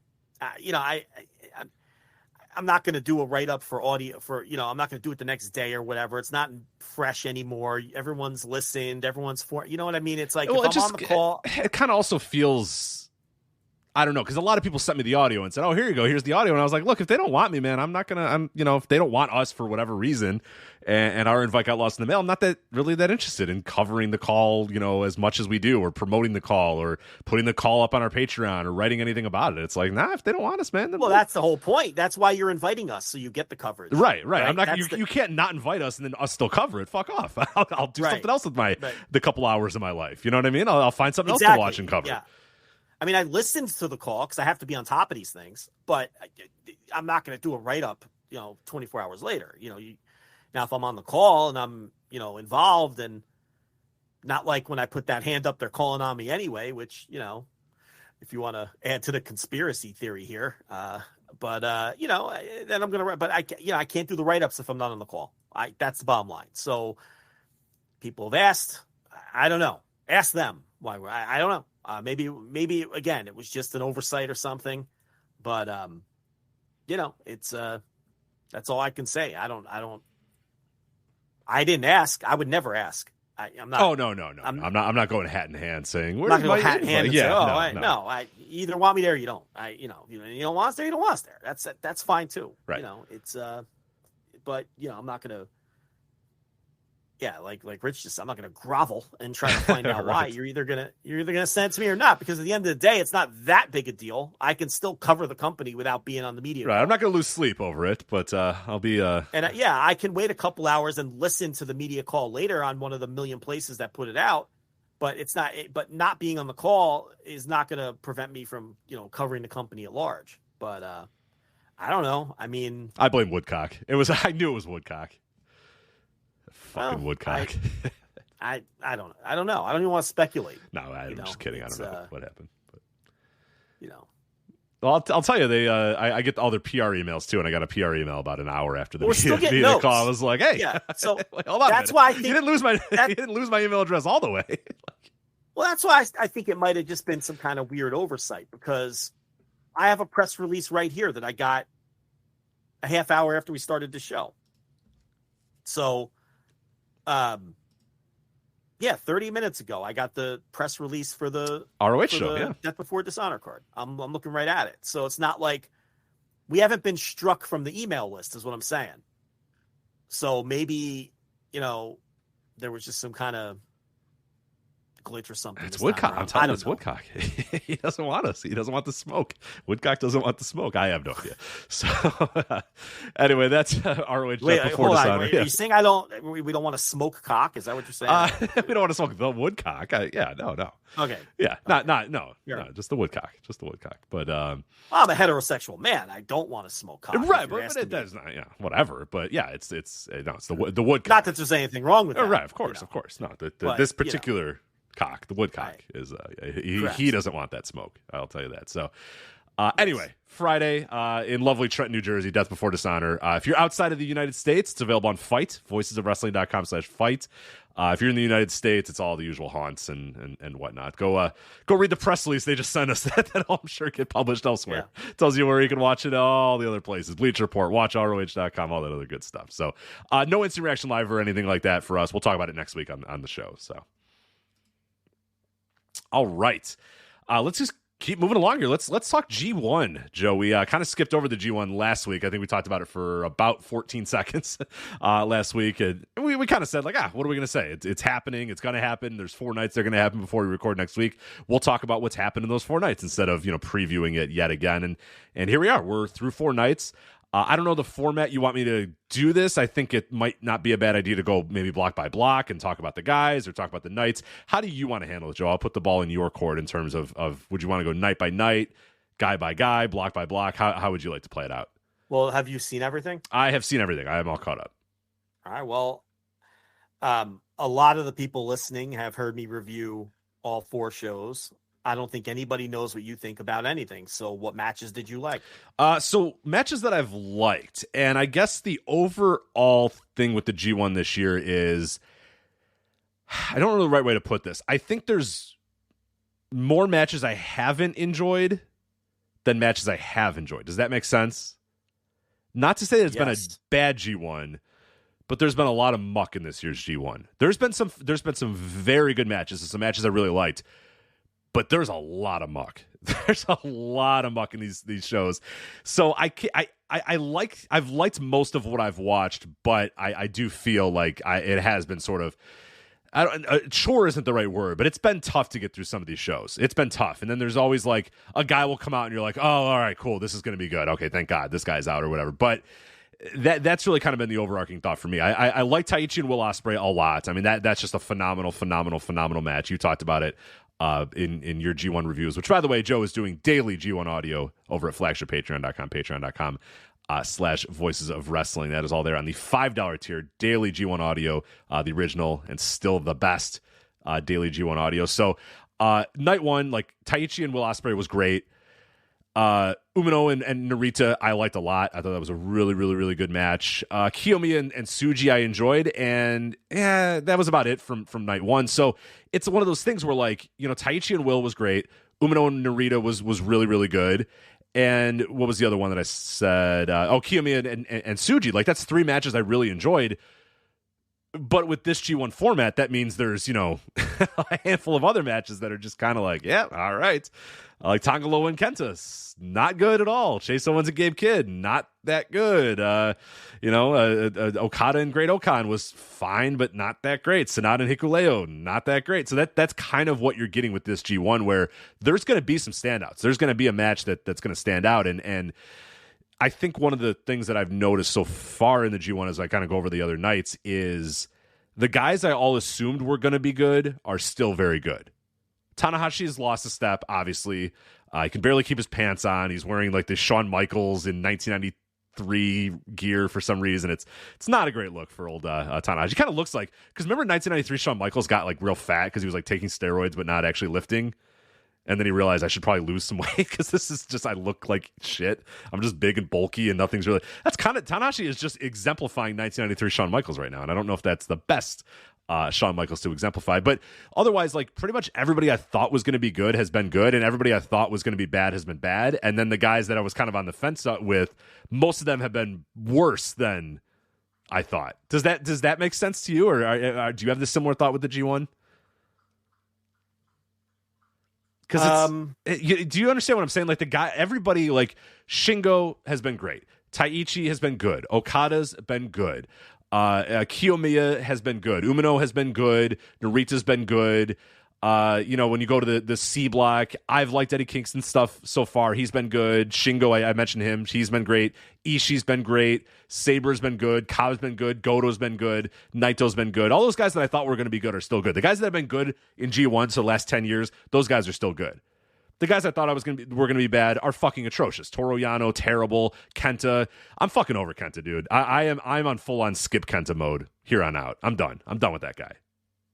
Until somebody tells me you got to watch this Kenta match and somebody I trust, I'm done. He's getting the skip.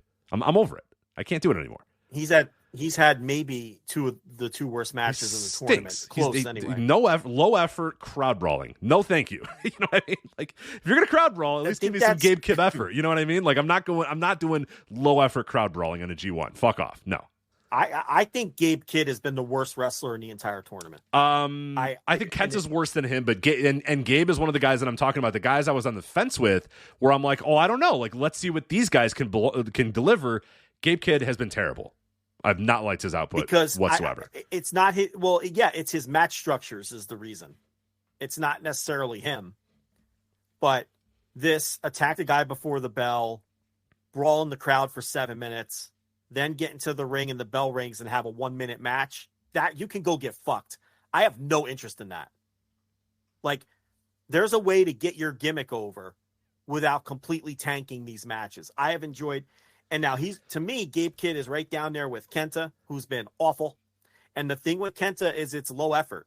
He's just not putting in effort anymore. Like, forget the fact that his body is destroyed and he can't do a lot.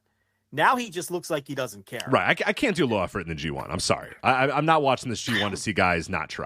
That sucks. And that's where you lose me. And Tangaloa's been terrible. And, he did the press conference and is like, yeah, my knee still hurts. And it's like, well, good. Here's a month straight of matches then. Great. Good idea. Yeah, and I don't know if he's working. I don't know if he's working when he says that or if he means it, but either way, he hasn't been. His work has seemed to indicate that he is not fully healthy, but he hasn't really, he was never good. So it's like, how do you judge that? But he's been atrocious. Yeah, he has not been good at all. Yeah, Yano is Yano. You either like it or you don't. I've been over Yano for like 7 years. I mean, maybe even longer. So, but I think with that, the flip side is there's some people over delivering. Mikey Nichols has over delivered because I expected nothing from him.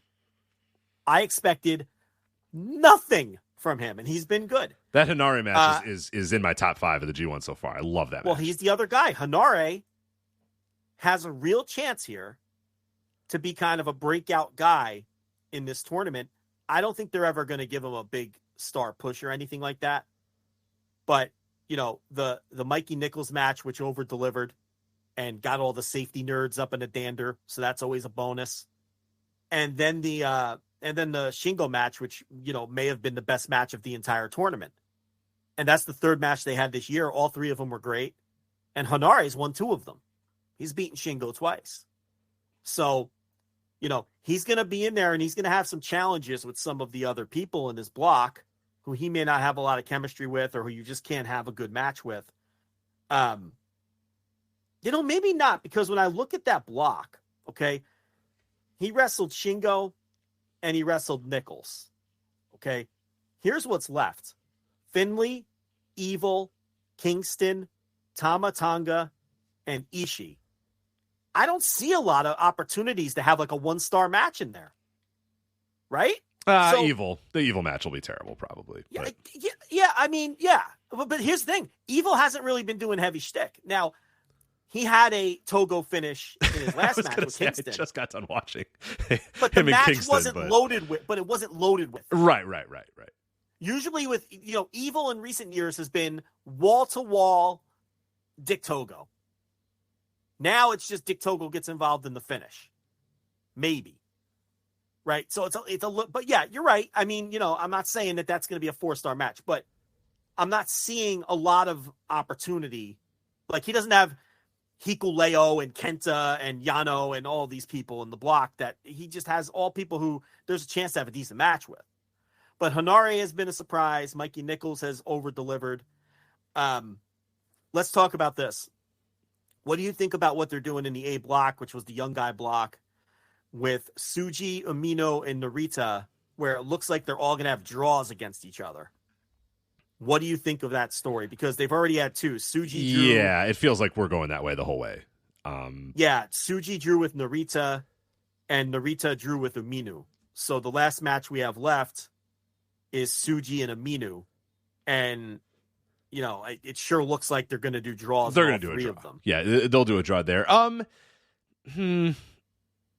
I like it, but I also wish that after this we got a little bit more of a hierarchy of like who of these guys they believe in a little bit more. Which of these guys that they think is you know, at this present time is the strongest of the three. And I get why you wouldn't want to do that. I would get why you'd want all of them to be on equal footing leaving this, but I don't know. It's like Uminu's gotten a title shot. Tsuji's gotten a title shot, Narita hasn't, so I think that they've already kind of told you that hierarchy, so it's okay. But I also like the idea. I mean, I like the idea that, again, these new Three Musketeers or whatever, they're starting out at zero. You know what I mean? They're all at the same, and then they go in here and no one is any better than the other. Like, I like that story, but I also kind of wish too that after this I had a little bit more of an idea of what the hierarchy is between the three. But maybe that's the point, is to not do that. And I get that. I totally get that. So I'm conflicted because I think the matches have been good and I like that story, but I just kind of thought there'd be more consequence at the end of this. And because I really think wins and losses in New Japan can do so much more than if all these guys leave and all they did was tied, we really didn't do anything. You know what I mean? Like, we really just didn't accomplish anything. Whereas, okay, Umino gets a big win over Narita. Well, now that means in the future that Narita's got to try to get that win back against Umino and try to prove himself against him. And maybe Yota Tsuji runs the board and beats all those guys. And it's like those guys now, the next time that they face, you know, Tsuji, they want to get that win back or whatever. Whereas if they just all do time limit draw, it's like, well, okay, they were all in the same block. It really didn't, you know, we didn't progress anything. We didn't really learn anything. The building blocks of future stories are not really there, because it's like, well, you're just going to tell whatever stories you were going to tell anyway, because now they just all drew with each other. So I don't know. You know, I like it, but I also think that it's leaving a little bit on the table too. I'll say this. Yota Tsuji, universally, everybody thinks that guy's going to be the next big star. He's got the charisma. He's got incredible confidence for someone with such little experience. And what's amazing about Tsuji is everybody believes in him, and he has yet to win a singles match in New Japan. He's come back. He hasn't won a match yet. And Sure. And he's still over with everyone like he's going to be the next guy. So that just says a ton about him. And he's got the rematch against Sonata. That's his next match in the block. I mean, is it impossible that he wins that? I wouldn't. I would have him win that. I would, because then I think that's a good placeholder tag, title shot somewhere in between. And then do that match for the third time, because what does Guido like to do more than almost any other? Yeah, he loves those same rematches. match. Yeah. In the year 1,000 times. So I could see Tsuji winning that match, and a lot of people will listen to this after it's over, because I think it's tonight, or it's on the next show for that block, whenever that is.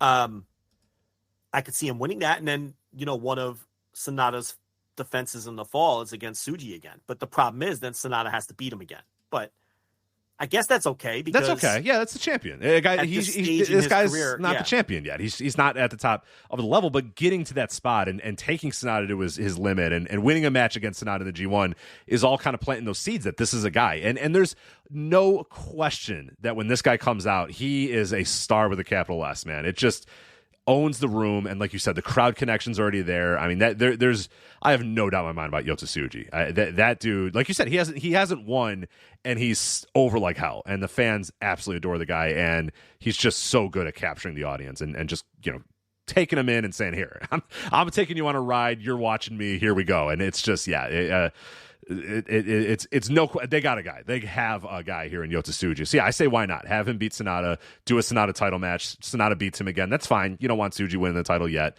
but it all plants those seeds for years down the line where he does get that big win against Sonata and does get those 2 title shots and is just kind of feels like he's a guy already. And you can really start doing some stuff with him over the next year or so. They obviously they book very, very slowly. So it's probably going to be quite a number of years until Yota Tsuji's like, you know, main eventing shows or whatever. But hell, he did main event one already, but consistently main eventing. That's a ways away. But no, they got a guy here, so I say why not? I would definitely do that. But as far as some other matches. Oh, sorry. Go ahead.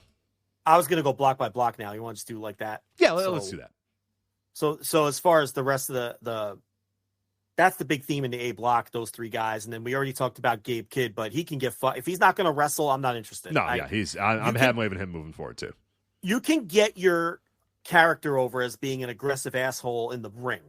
And you don't have to do the same match every single night. But Gato loves to do that shit where they just every city you go to, you tell the same story to get the character over. So Kidd has just not been interesting to me at all. Kento Kiyomiya is in that block and he's undefeated. Now remember, it's two people coming out of each block. So it sure looks like, they're not going to have Sonata knock it out of the block. So he's going to be one of them. And then you'd think it'd be Kento Kiyomiya. So I feel like the A block, now that we know the young guys are going to have draws against each other, and we know that Chase Owens and Hikuleo aren't going to be a factor, and we don't think Gabe Kidd's going to advance. I mean, we pretty much know right now it's going to be Sonata and Kento Kiyomiya, right? There's no drama here. Oh, I think, yeah, unquestioned. Yeah, if those guys are just going to draw with each other, which they're obviously going to do, Chase Owens ain't doing that. Gabe Kidd isn't doing it. Yeah, there's almost no. It's Sonata. So those are the two guys coming out of that block.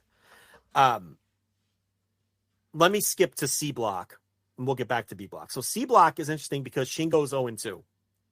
Now, that's not unlike Gato to have a big star start off 0-2 or even 0-3, and then they make the big run and win all of their matches, and then they're in the mix on the final night, and then whatever's going to happen is going to happen. We've seen that we see it every year, basically. Some big star does that.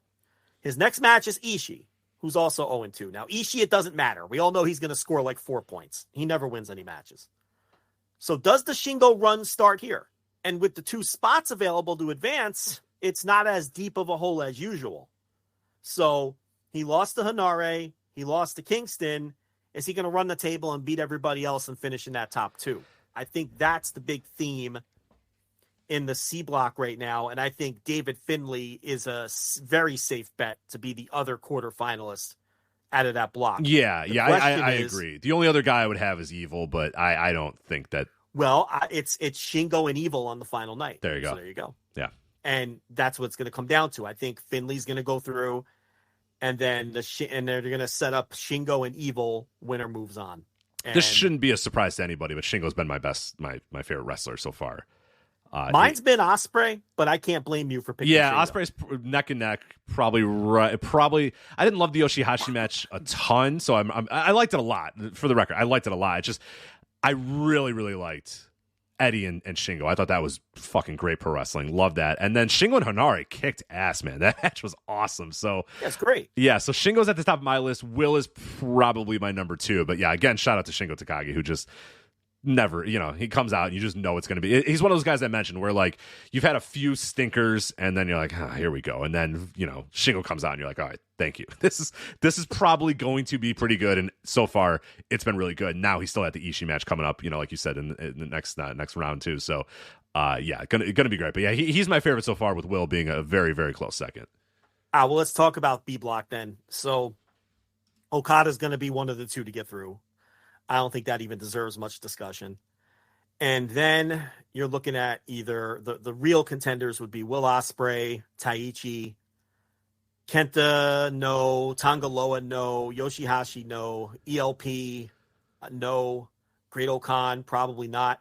ELP and Great Okan are wrestling each other next, and the loser is going to be 0-3, and then they're only going to have 4 matches left. So whoever loses that can only get to 8, which, I mean, you could finish in a tie for second and advance with a tiebreaker, but I feel like the loser of that's probably out. It's probably neither tough. One of those guys are guys that they're going to send on a big run. They're not Shingo, is my point. So, I mean, it's probably going to be Will, but the thing is, because Ospreay lost to Taichi, he has to finish with more. He has to finish higher than Taichi.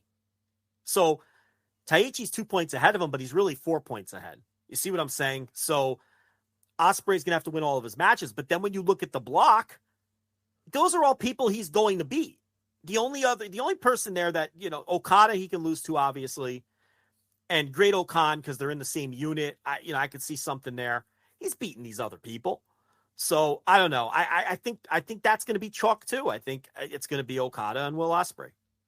I don't know. I would agree. The only Taichi, maybe you can put him in that mix, but I don't. I think he's a guy that he seems like the classic G1 guy that comes out to a pretty big run and then kind of fades as the weeks go on or whatever. Yeah, there's always one or two of those too. Yeah, where he'll be at 8 points and then it's like, oh, maybe, and then he just loses loses out and ends at third or whatever, right?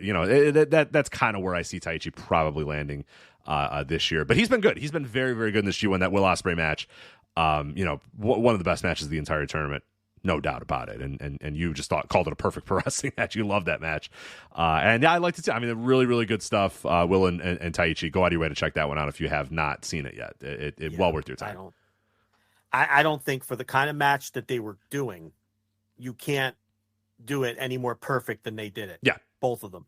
I mean, Taichi was, I don't have an adjective. He was phenomenal. He was as good as Will. I mean, it's hard to be as good as Will Ospreay in any match because Will Ospreay is just like the best fucking wrestler on the planet. Taichi was as good as Will, if not better, in that match.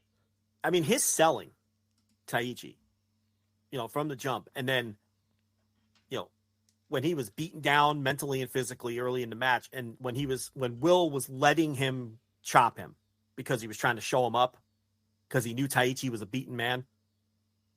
A lot of wrestlers would have thrown full force chops in that spot.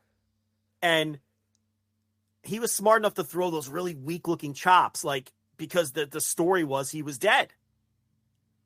And then Will was laughing off these weak chops and that match, you could tell, if you knew anything about these wrestlers, you knew they were building to that backdrop driver. At some point, Taichi's going to hit a backdrop driver and the tide is going to turn. And he went for it a couple times and he was too weak to do it because of the beating that he took. And Will kept fucking around and batting around the half-dead mouse. And then he couldn't put him away, couldn't pin him. And then he says, all right, well, I guess I'm going to have to pull out the big guns. So he goes to the top rope with him and he's going to give him the super os cutter or, whatever. And that's the spot they picked for Taichi to finally hit the backdrop driver off the top rope. And I was just like, this is brilliant. This is so smart and so good because Will got hit with this guy's big move, but he not only got hit with it, he got hit with the avalanche version. And now they're on equal footing. On top of the fact that Ospreay took that kick to the ear. Yeah, and then it became an eardrum match. When's the last time you remember an eardrum match? I don't. Yeah, and we had this one. Equilibrium match. Yeah, an equilibrium match. And then Will's kind of stumbling around. He never quite can stand up perfectly, and his moves are a little off.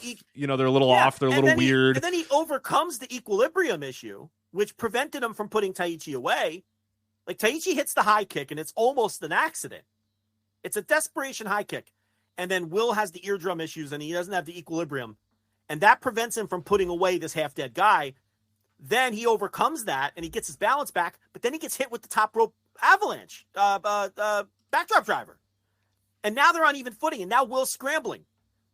And, now Taichi knows he's back in this thing. And then the closing stretch was that's the thing. Not only was the story perfect, not only was the placement of all of the spots perfect, not only did both guys sell perfect, but the execution and the physicality was all perfect. That's why I call it a perfect pro wrestling match. There's nothing they could have done better.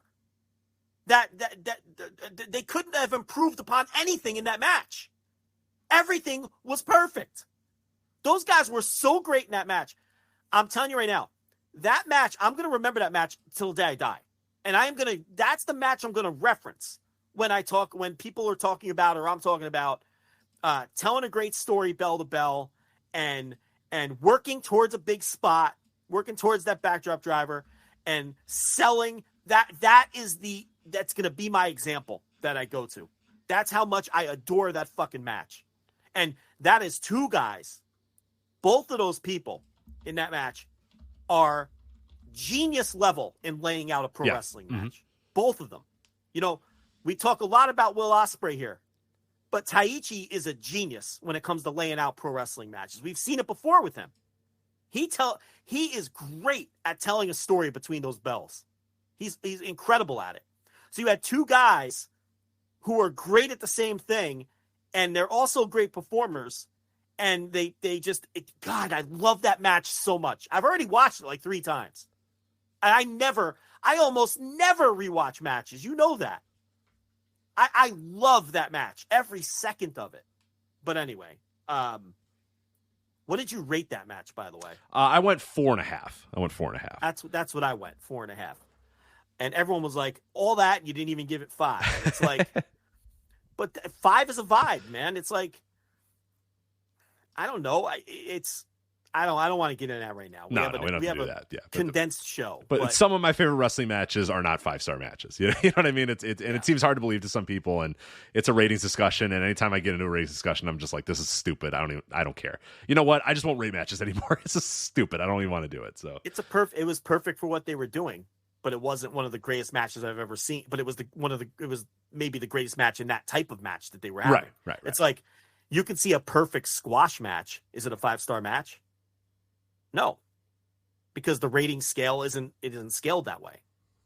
You can be a perfect slot wide receiver, perfect, but a flawed 6'4" wideout who can jump through the roof is a better player than you, even though that player has flaws, even though you're a perfect slot receiver. You know what I mean? Like that. That's kind of like, yeah. Anyway, eat shit, Brandon Stokely, or whatever. Yeah, West so anyway. D Block. That's the last one we didn't do, right? Yep. Okay. So Sabre and Cobb are on top. They're 2-0. Naito lost to Cobb on night 1. You know he's going to be in the mix. Oh yeah. Tanahashi and Naito. I think they're the final night. They're facing one another. So I would assume that either I can't imagine that's a match that has no meaning. I mean, it's going to have meaning because it's Naito and Tanahashi, of course. But I feel like that's got to influence something with the block. I feel like at minimum, Naito is going to be in the mix. I could see Tanahashi being out of it and being in the position of a spoiler. I could definitely see that too. Yeah, I think Naito unquestionably that match will matter for him, no doubt. I don't know if it's going to matter for Tanahashi. It's like I don't think it's going to be a whoever wins advances type of thing. My guess is, like you said, I think Naito is probably in the mix, and Tanahashi can either play spoiler or just lose in the final night. But no, it's been this block is. I want to say my favorite. This has probably been my favorite block, even though it doesn't have 2 of my favorite wrestlers. I think it's been the most consistent of all the blocks. It's been solid. The problem for me is it hasn't had a great match yet. No, for me, no, I agree. Will Ospreay had 2 great matches with Taichi. I did like Naito. I like Naito and Goto a lot, though. I can't call it great, but I did like that match a lot. I had a 3 3/4. Yeah. That's really good match. But, B block, I had the Ospreay Yoshihashi match at 4 1/4. So he's had 2 already. The Shingo's in the C block. And the A blocks had those, matches with the young guys, those draws that were really good matches. So D might have if I didn't work this out, but they might have the highest average star rating because they don't have a lot of people dragging it down. Right. You have Yano and Coughlin, who, has been the least offensive of the people brawl guys. Yeah, right. He's been the least offensive you know what? We guy shouldn't who do sucks. That because you know what though? He had a good match with Cobb though. Yeah, right. With Coughlin, it was just that opener against Haste. Who the fuck was it was him and Haste. Yeah, which was very similar to the Gabe Kidd structure. When I saw that match, I was like, oh no. So every block is going to have one of these guys. Really? Every block's going to have one of these guys. So sometimes we're going to get, 2 days, every show, we're going to have at least 2 of these. But yeah, he did sort of redeem himself. Yeah, Coughlin didn't work like that against Cobb. So I'm hoping Kidd stops working like that too. All right, we get it. You're an asshole. I don't think you're a loose cannon. We all get it. Just fucking get in there and wrestle now. And just cheat at the end if you want. But so Tetsuya Naito. I don't think he's great anymore. And I don't think anybody's talking about it. Ooh, hot take there. Let's see. Let's unpack that. Let's unpack that. No. I like it. I like it. Let's unpack it. Let me ask you a question then. Without looking at his cage match, when was the last time Tetsuya Naito had a great match? Great. Last great Naito match. Off the top of my head, Great, not good. Yeah, because I like the Muto match, but that wasn't a great match. That wasn't a great match. Come on. I guess there was that match against Will. I don't remember when that was, though. It was last year, for sure. Will Ospreay could have a great match with my fucking 6-year-old. Right. I forget what show that was on, but I guess if you're qualifying that, then yes. He had two Ospreay matches, I think, last year, and both were pretty solid. Okay. Yeah, but you're talking about last year. I'm talking about last year already. Yeah, it's not in 2023, I'll tell you that. Which I guess speaks to your point. I don't know. Was Jeff Cobb match great? That wasn't great. That's a good match. Good match. Was the Goto match great? No. I liked it a lot, but no, it wasn't great. Were any of his New Japan Cup matches great? I'll refresh your memory if you don't remember them. Not really. But if you don't remember them, they probably weren't great, right? It was ELP, Chase Owens, and then the Sonata match, which was okay. It was good. It was a good match. It's not wasn't a great match. The Muto match, which look, that's a whole different thing. That's a thing that I like. If you want to call that great, I wouldn't argue with you if you thought that was a great match. I didn't think it was great. I thought it was interesting. I thought it was a 2.5 star match. Don't ask me. Right. Yeah. Our segment was not, we would certainly not call that a great match if you go back, but I could see if you ask somebody that question, they might bring up that match, but I don't think it would be me that would bring that one up. The Kano match at the fake Wrestle Kingdom, again, good match. I didn't think that was a great match. No, not great. Right? This is what I'm saying. Look, the guy's in his 40s. He's got cartilage on cartilage for knees. He don't want to take that T-shirt off. I don't blame him. I just don't think he's a great wrestler anymore. I don't. That doesn't mean he's never going to have a great match again. I'm sure he will. He could have the best match. Well, looking at this block, maybe I shouldn't say that. Who's he going to have a great match with in this block? He already had the Goto match, and that wasn't great. Zach? I wouldn't bet on that one. Tanahashi would be the only one that you could say, but looking at the state of Tanahashi right now, nah, that's what I said. Like, looking at this Tanahashi, look at 1993 Shawn Michaels Tanahashi. I'm not so sure about that. Not so sure about that. Yeah, Coughlin is not. Yeah. Goto was an opportunity to do that, and that came and went, and good match, but Saber and Tanahashi's it. If he gets to a semi or a final and gets to face, I don't know, Okada or Keito Kiyomiya or something. Yeah, he's a big match type of guy too. So I wouldn't want to bet against a match like that. He could have a great match. He very well might have the best match in this tournament if he has an opportunity against somebody like that. All I'm saying is, look, time waits for no one. I don't think of him as a great wrestler anymore. I don't know. Maybe I'll be proven wrong. I guess the last thing before we do our last couple topics. Sonata ain't it, man. I'm done. Preach. He just ain't it. I know. I have never seen a world champion. I've been watching this stuff a lot of years. Not going to say how many. Ageism is real. I've seen a lot of world champions. I have never seen a world champion in my life who gets less of a reaction coming to the ring than this guy does. He just isn't over. And most of the time, the crowds chant for his opponent. Yeah. And I know that's kind of a thing where you want the upset, but it's like every time, every opponent. When you don't get any reaction coming out, and he never does, people are just sitting there. When you don't get a big reaction when they announce your name, and he never does, and then most of the time they chant for the other guy. I mean, now we're just stacking things on top of one another. And oh, by the way, none of these shows are drawing. None of these shows are drawing. And it just isn't working. Like, these shows are down hundreds of fans from last year.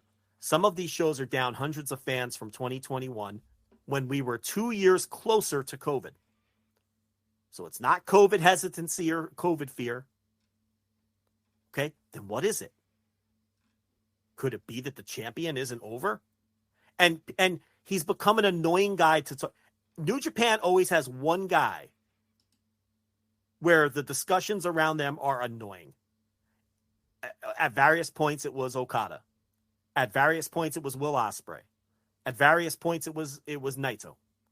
You know, there's always one guy in New Japan where the discourse is just annoying. Sonata's the current guy. Yeah. Because you say all of these things that are just blatant, and then there will be people who will say, oh, he is over. They chanted for him during the match, or you don't know. And, you know, if you lived in Japan, you'd see. And it's like, okay, what does over mean in pro wrestling? I'm going to tell you what it means. It means fans pop for you and respond to you. He doesn't get any kind of special response. I'm not saying he's a complete dud and nobody likes him. But if you want to tell me someone's over, I want to hear thunderous responses. He's also the world fucking champion. It's like, we don't need kid gloves with like, there's some people chanting. No, he's the world champion. I don't want it. If you're over, that means you're getting great responses when you win matches, when you get introduced during the court, and he doesn't. And it also means you sell tickets. Those are the two things that constitute being over. So let me ask you a couple of questions here. Does this man get thunderous reactions ever? He does not. Is New Japan selling tickets? Not great. Sonata is not over. Right. The conversation is done. Yeah. He's not over. I don't want to hear about Japanese Twitter. I don't want to hear about, in the building, they hold up his fucking towel. He's not over. He doesn't get reactions, and business is not good. And he's the champion. Would business be good if Naito or Okada were champion? Probably not. Because it's deeper than Sonata. I'm not pinning all of this on Sonata. I'm not doing that. In fact, I'm not even saying they shouldn't have put the belt on him. Because I'm all about trying somebody new. What I'm saying is, it isn't working. What I'm saying is, he is not over. And you can't tell me he's over. Unless you can point to me thunderous reactions and selling tickets. Because that's what being over means. Right. We need to have high standards. We need to have high standards for our world champion. We can't just throw words around when we don't know what they mean. Over means something. He doesn't even have one of those things, let alone both of them. And like you're saying, he's the world champion. None of this, they raised ticket prices, or people are still scared of COVID, even though 2 years ago, closer to COVID, they sold more tickets, but we're going to ignore. Or whatever other hokey excuse you want to make for this guy. He's not over. This isn't working. And that doesn't mean it won't work. I don't know what's going to happen. This is day 4. Maybe by the end of this tour, Sonata's going to be getting thunderous reactions to sold-out crowds in Sumo Hall. And you know what? I'll come on this show and say, 3 weeks ago, Rich, I may have jumped the gun. Because that's how this works. But I see no evidence that this man is over. Nice little house for Dominion. I'll give him that one. It's the only check mark this guy has. And it's against a guy, a fucking young lion coming back. I can't hold that against him. Yeah. No, that one for sure. But like you said, we were fair about the optics. I thought we were fair about that. We were fair about that, but the optics and the noise was very obvious. Not good.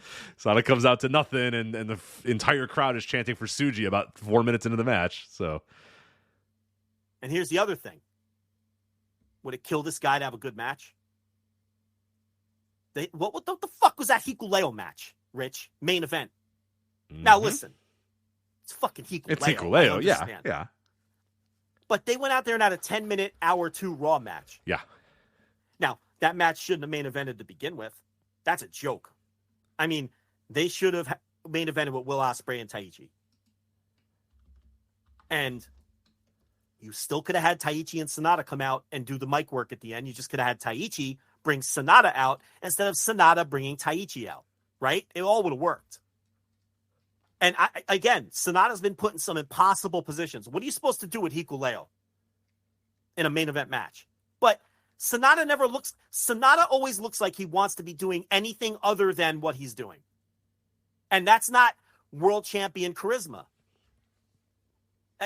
That's a problem with him too. Yeah, well, and like I said, when he got the title, like we have to all adjust now because the idea of that the IWGP World Heavyweight Champion, short of the evil reign, I went all the way back to, I forget when all the way I went back, but I went past Koji. Like, it's the first time in a number of years that champion isn't a guy that you can rely on to have great matches.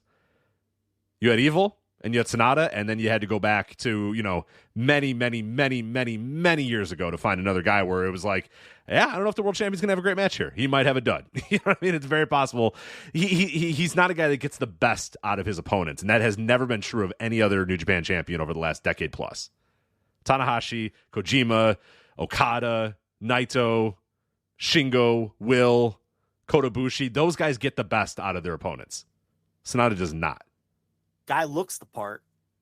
Hey, where's the hell out of a suit and a hat? I'll tell you that. I mean, he's the Japanese Nick Aldis. That's what he is. He looks the part, and there's just nothing between the bells.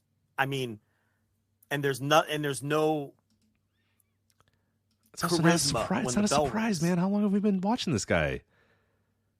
I know. To some people, we watched him in Wrestle 1 and had the same conversation back in 2014 or whatever. Of like, yeah, there's no next gear with this guy's kind of boring. And then, he has a semi-main event with Shota Umino. Okay, this isn't Hikuleo. No one to blame this time. They got 19 minutes, Rich. Yeah, they got a lot of time. Limits. Not that great. It was okay. It was a fucking 3-star match. I was half asleep for most. It was nothing match. And if you think this is just Joe Lanza or Rich Cage match 6.76. Yeah. So what do you want from me? I like. This isn't me. It's a me problem or a Rich problem.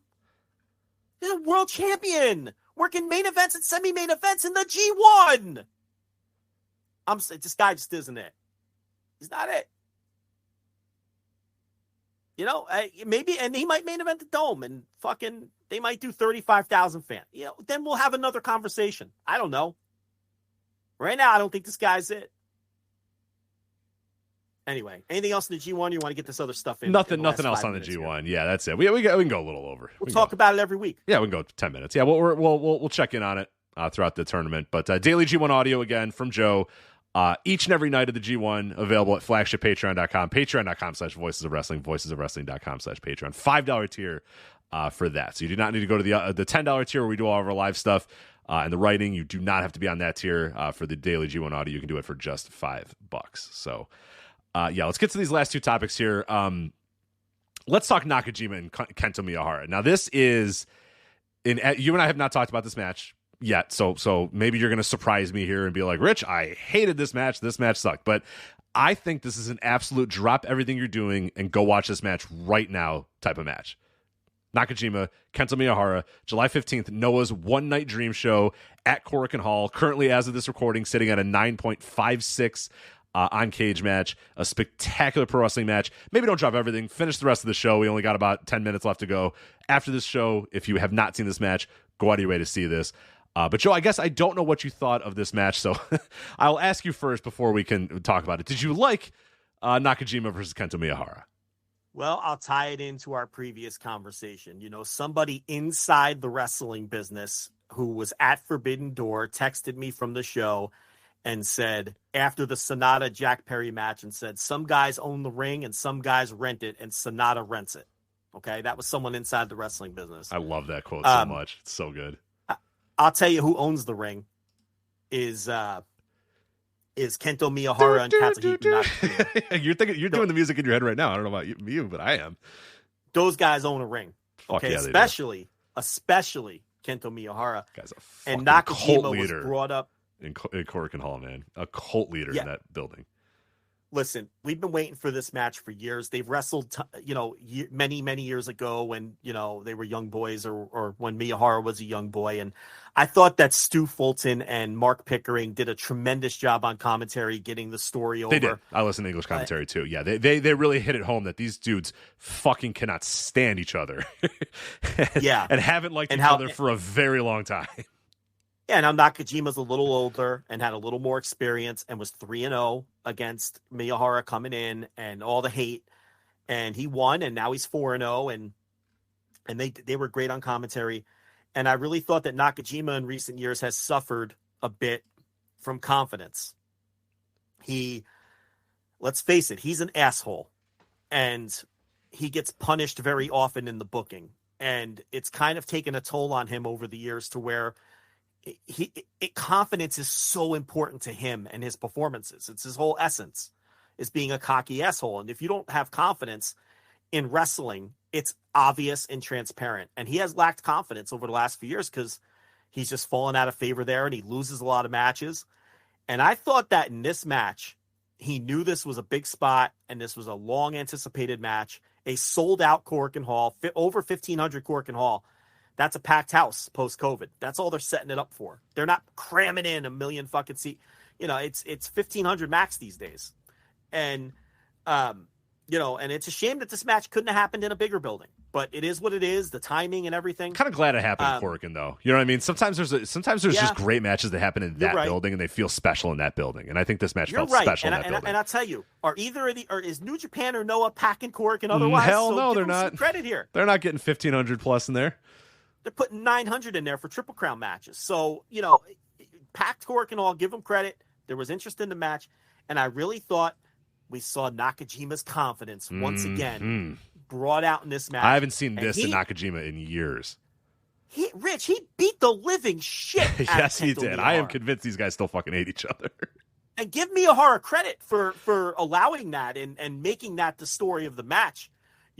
It's Miyahara. He hit that pile driver on the apron. That was a big transition move in that match. And he took control for a little while. Other than that, Nakajima dominated this match up until that final closing stretch where Miyahara almost got the German, the straitjacket German, and I felt like he was going to hit it. And I was like, oh my God, they're even booking Nakajima to lose this one in his home promotion? I was convinced because they were doing the long tease. Like, Miyahara is always great at those long teases on the straitjacket Germans. Good. And it takes a while. And you're sitting there and you're like, do it. Come on, Kento, as you're doing in your, in your room by yourself, chanting Kento. And then and then he'll wait and he'll wait and he'll wait and he'll wait. And then he hits it and you're like, fuck, man. He hit it. It's over. And then Nakajima kicked out, and I was like, whoa, okay. Now this is a whole different level now. Now kicking out of that, when he takes so long to do that straitjacket, that German, and then the guy still kicks out, that's when it was like, oh, fuck, man. We got an all-timer here. Hey, you know what I loved? He beats him. He hits him with the brain buster or whatever he calls it, right? He wins the match. He picks up the mic. And, he wants to shake his hand. Miyahara's not having none of that hell shit. no. Yeah, I love that shit. Fuck you. We're getting another one. Yeah. We're getting another one. We're fucking getting another one. We're getting another one. And then Nakajima takes the mic and he says, Miyahara, great wrestler, but not his day. And then he talked his shit. But, they didn't shake hands and hug. You know what I think's happening here? I think Kento is beating Aoyagi for the Triple Crown, and this sets up Nakajima versus Kento for the Triple Crown on Kento's home turf. And Miyahara gets his win back. I like it. I like it a lot. That's what I think we're doing here. And that'll also be Miyahara's first ever win against Nakajima, because now Nakajima's 4-0 against him. And I think that's a fair trade-off. All right. You can win. You can win this one. Your home turf. Right. Your home turf. Go up 4-0 on me. That's fine. But yep. Sets up a Triple Crown match. But I'm winning that one on my home turf. And I think that match will do business if that's what they do. I feel like, because with Miyahara and Aoyagi being tag champs and partners, we talked about this. That's ripe for a split. I mean, that story writes itself. And then, I think that's what they're going to do here. Who knows? But 4 3/4 out of me. This is one of the best matches of the year. This was great. Yeah, this will be a contender for my top 10 at the end of the year for sure. I did not go the full 5. I went 4 3/4 just like you, but this is what I love about pro wrestling, man. This is the type of Japanese wrestling match that like we used to get so much more frequently and we get more infrequently these days, but sometimes it comes out and it's just like, man, this is the stuff you fall in love with. A match like this. It's just awesome stuff. And again, you want to talk about storytelling. I mean, this was a story, 15 years in the making? Oh, yeah. Great. And just hatred. And just pure hatred. The guys get in the ring and they just kill each other. You know what I mean? No, nothing, nobody's getting cute. And then, like you said, even at the end, it's just like they didn't hug and cry and hold each other's hands up. Yeah, this guy. Kento's just like, motherfucker, fuck you. Yeah. I still hate you. Kento's disgusted that he didn't hit that last Straight Jacket German and win. And, they didn't have to go out for Chinese food and get drunk and have a little, fucking one-act play. Right. No dance. They didn't do a dance-off. The bell rang, and then they beat the hell out of each other for 35 minutes or whatever. Yeah.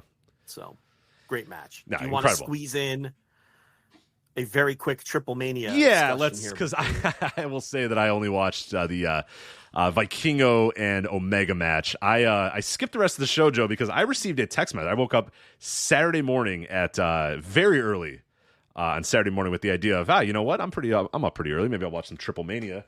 And I got a text message from Cubs fan, luchablog.com, a frequent contributor to this Voices of Wrestling as well. He says, I know I can't stop Lanza from watching this TripleMania, but you, Rich, are just hoping for an excuse not to watch it. I am making sure to give you that excuse in the case you had any second thoughts about it. Do not watch the show. Don't even feel obligated to watch what will be pretty good, but not even a top 10 Omega or Vikingo match this year. Just go outside or something. Post this in your Discord as a warning to others if it'll help. Well, he's right. He couldn't stop me from watching the show. I did not fully heed his advice, though. I did watch the Omega Vikingo, but well, what'd you think of it? Yeah, fine.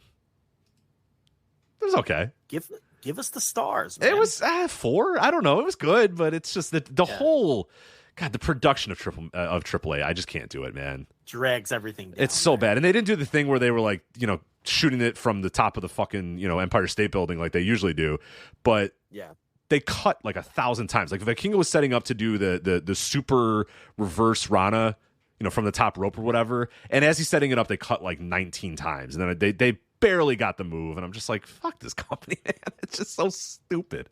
It's just the way they produce wrestling is just so bad. And I don't know. It was a good Vikingo match. It was a good Omega match, but Omega, like Cubs fans said, there will be 10 better Omega matches this year, and there will be 10 better Vikingo matches this year. And that's pretty disappointing for when you get these two guys in the ring. The match they had in AEW was better than this one, for sure. Yeah, different kind of match. The AEW match was more of a showcase. Kenny being very giving and wanting Vikingo to shine, and this was, Kenny had a long control period in the middle here. He was slapping on fucking shin locks and shit to slow this thing down, and I was right around you, 4.25, somewhere in there. It was worth my time. The Don Callis stuff didn't really go anywhere. Conan threw him out, before the match and all that, and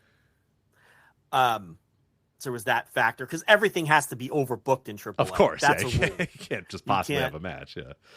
Yeah. The balls on this guy to go on a podcast every week and tell people how bad everyone else's booking is. And he's the worst booker in the world. Bar none.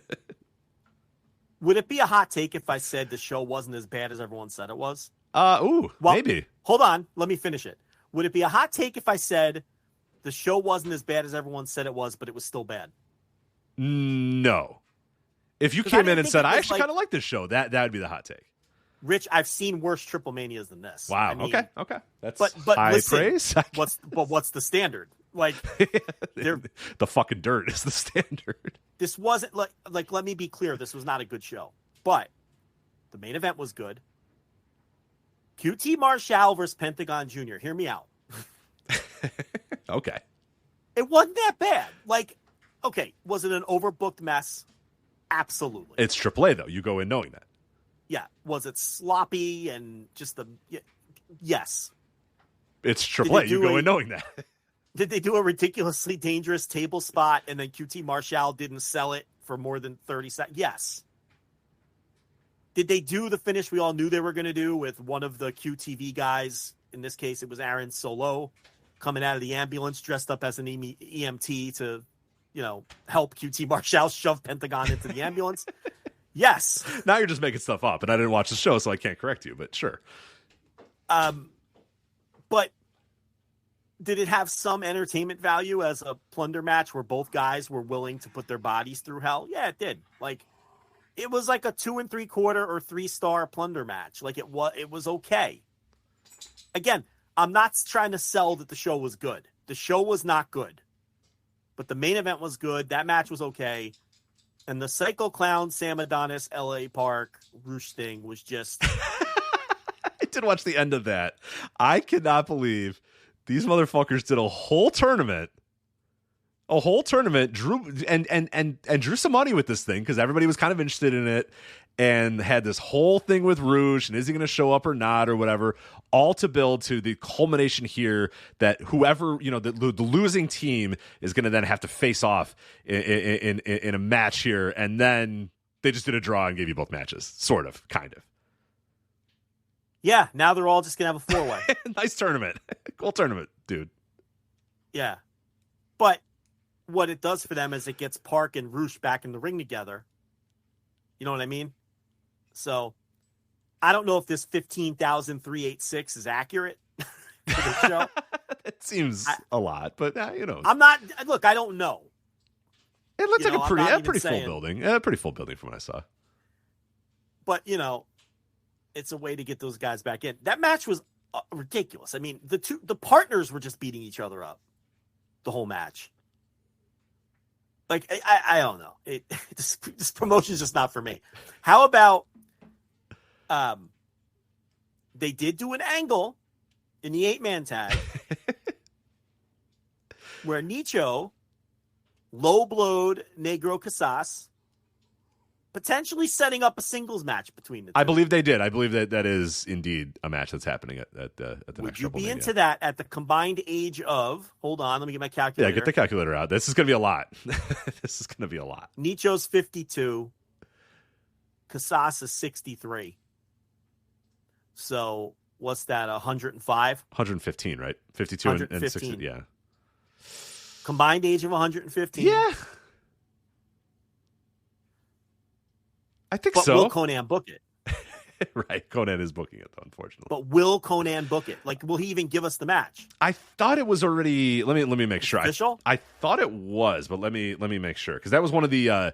Cubs fan had a great... or I think he did it on the Lucha Blog account. Had a great... graphic that showed every single angle that happened on TripleMania Tijuana and if it will be followed up on the next TripleMania.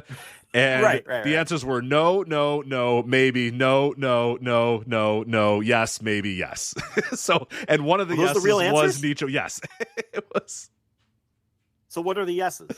The yeses are Nicho, low blow, Negro Casas setting up their match. And indeed, that is going to happen. Negro Casas. All right. So we're going to get Nicho versus Negro Casas. For people who don't know, Nicho is Psychosis, the original Psychosis. Yes, not that Psychosis. The original. No, the original Psychosis. Yes. And like the one that was Rey Mysterio Jr.'s touring opponent. That guy. The greatest base in the history of Lucha. That guy. And then Negro, yes, is there. That's happening in Arena, Mexico. Listen, I am interested in that just because of who they are. And then Arena, Mexico. Or no, yeah, no, never mind. The sorry, this is the one that's happening. That's a fucking no. No. I was like, that's a Woj bomb. What? No, Arena Mexico. No. Okay. Not Arena Mexico. Sorry. Then the other one was the tag match with no contest, just ending up in a 4-way, which that would be absolute booking malpractice if that did not. But that is not, no. Right. Well, yeah. I mean, that's a layup. He should get that one right. Well, look, there's always the possibility that one of them decides, I'm not coming. Yeah. Right. Well, El Tejano came back. Surely they're following that up, Rich. Tejano returned in the. No, that got a no. I am looking on the list right now. That is not even listed under the the other ones. Right. It was somebody beat up Mr. Z's. I'm looking at the side of my, Okay, Tejano and Taurus attacked Vampiro and Pagano. No, that will not be followed up on for the real TripleMania. Sorry. Oh, okay, so we're not getting Brandon. If you thought Brandon Moreno attacking Daga would lead to anything at TripleMania so far, no, it does not lead to anything at the real TripleMania. So. Oh, I saw all this stuff and was like, oh, these are going to be on the next show. No. None of them. Wrong. Except for the guys who are combined. Have you seen what the real TripleMania show looks like? Well, let's end there. What is it? You would think this is just... I haven't seen it. It's not at all what you think it would be after watching this show, which is just... Well, I didn't watch this show until today, so I've been avoiding everything. So I don't know anything. Okay, so you got Roosh, LA Park, Sam Adonis, Psycho Clown, 4-way hair versus mask match. Okay. Right. For the AAA Mega Championship, Joe, you have Vikingo, Speedball Mike Bailey, Daga, and Jack Cartwheel. What? What is that? How? Why? You love 4-way matches, right? Oh, you know it. Well, good, because you're getting Pentagon Jr., QT Marshall, Dralistico, and Brian Cage for the vacant AAA Latin American Championship.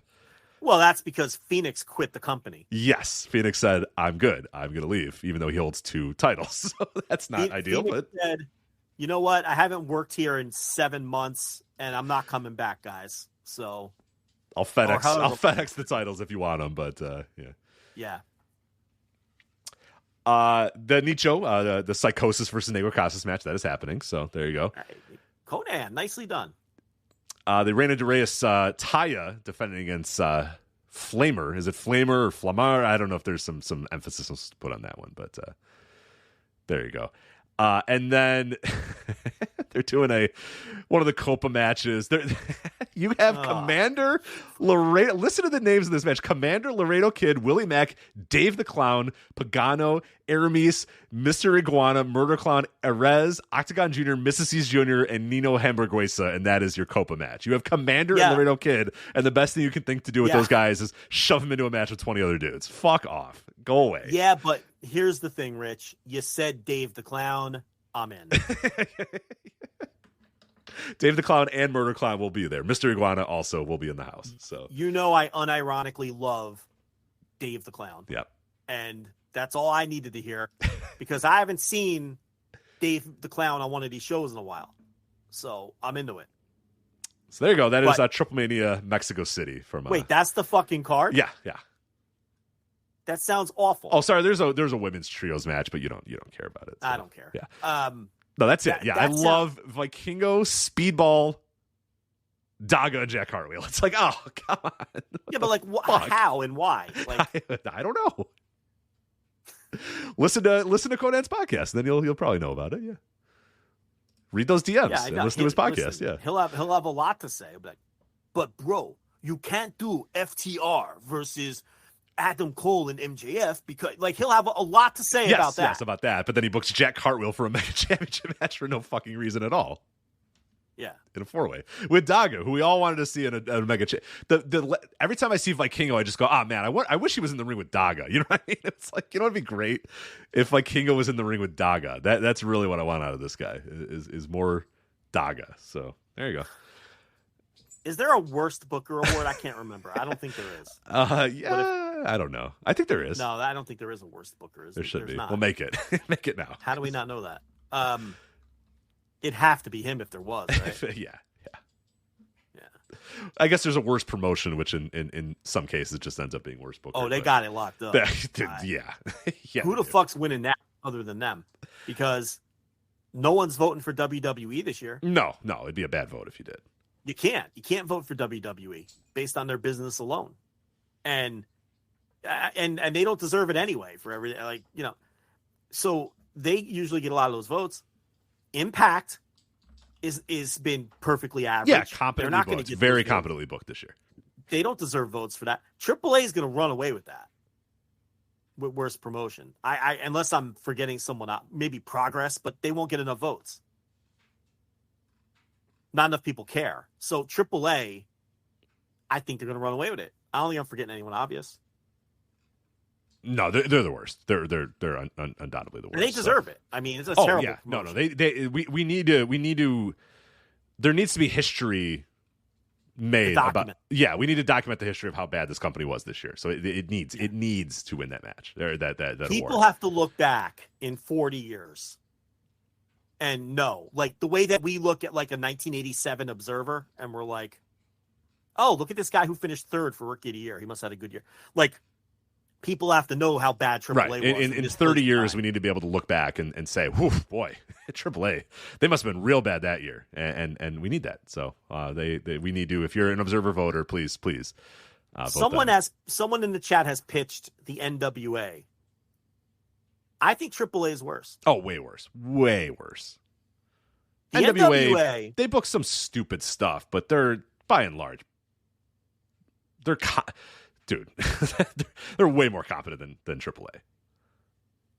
Without being competent at all. Yes. Which is why AAA is by far exactly. the worst. Yeah, they're not that competent, but they're light years more competent than AAA. That's all you need to know.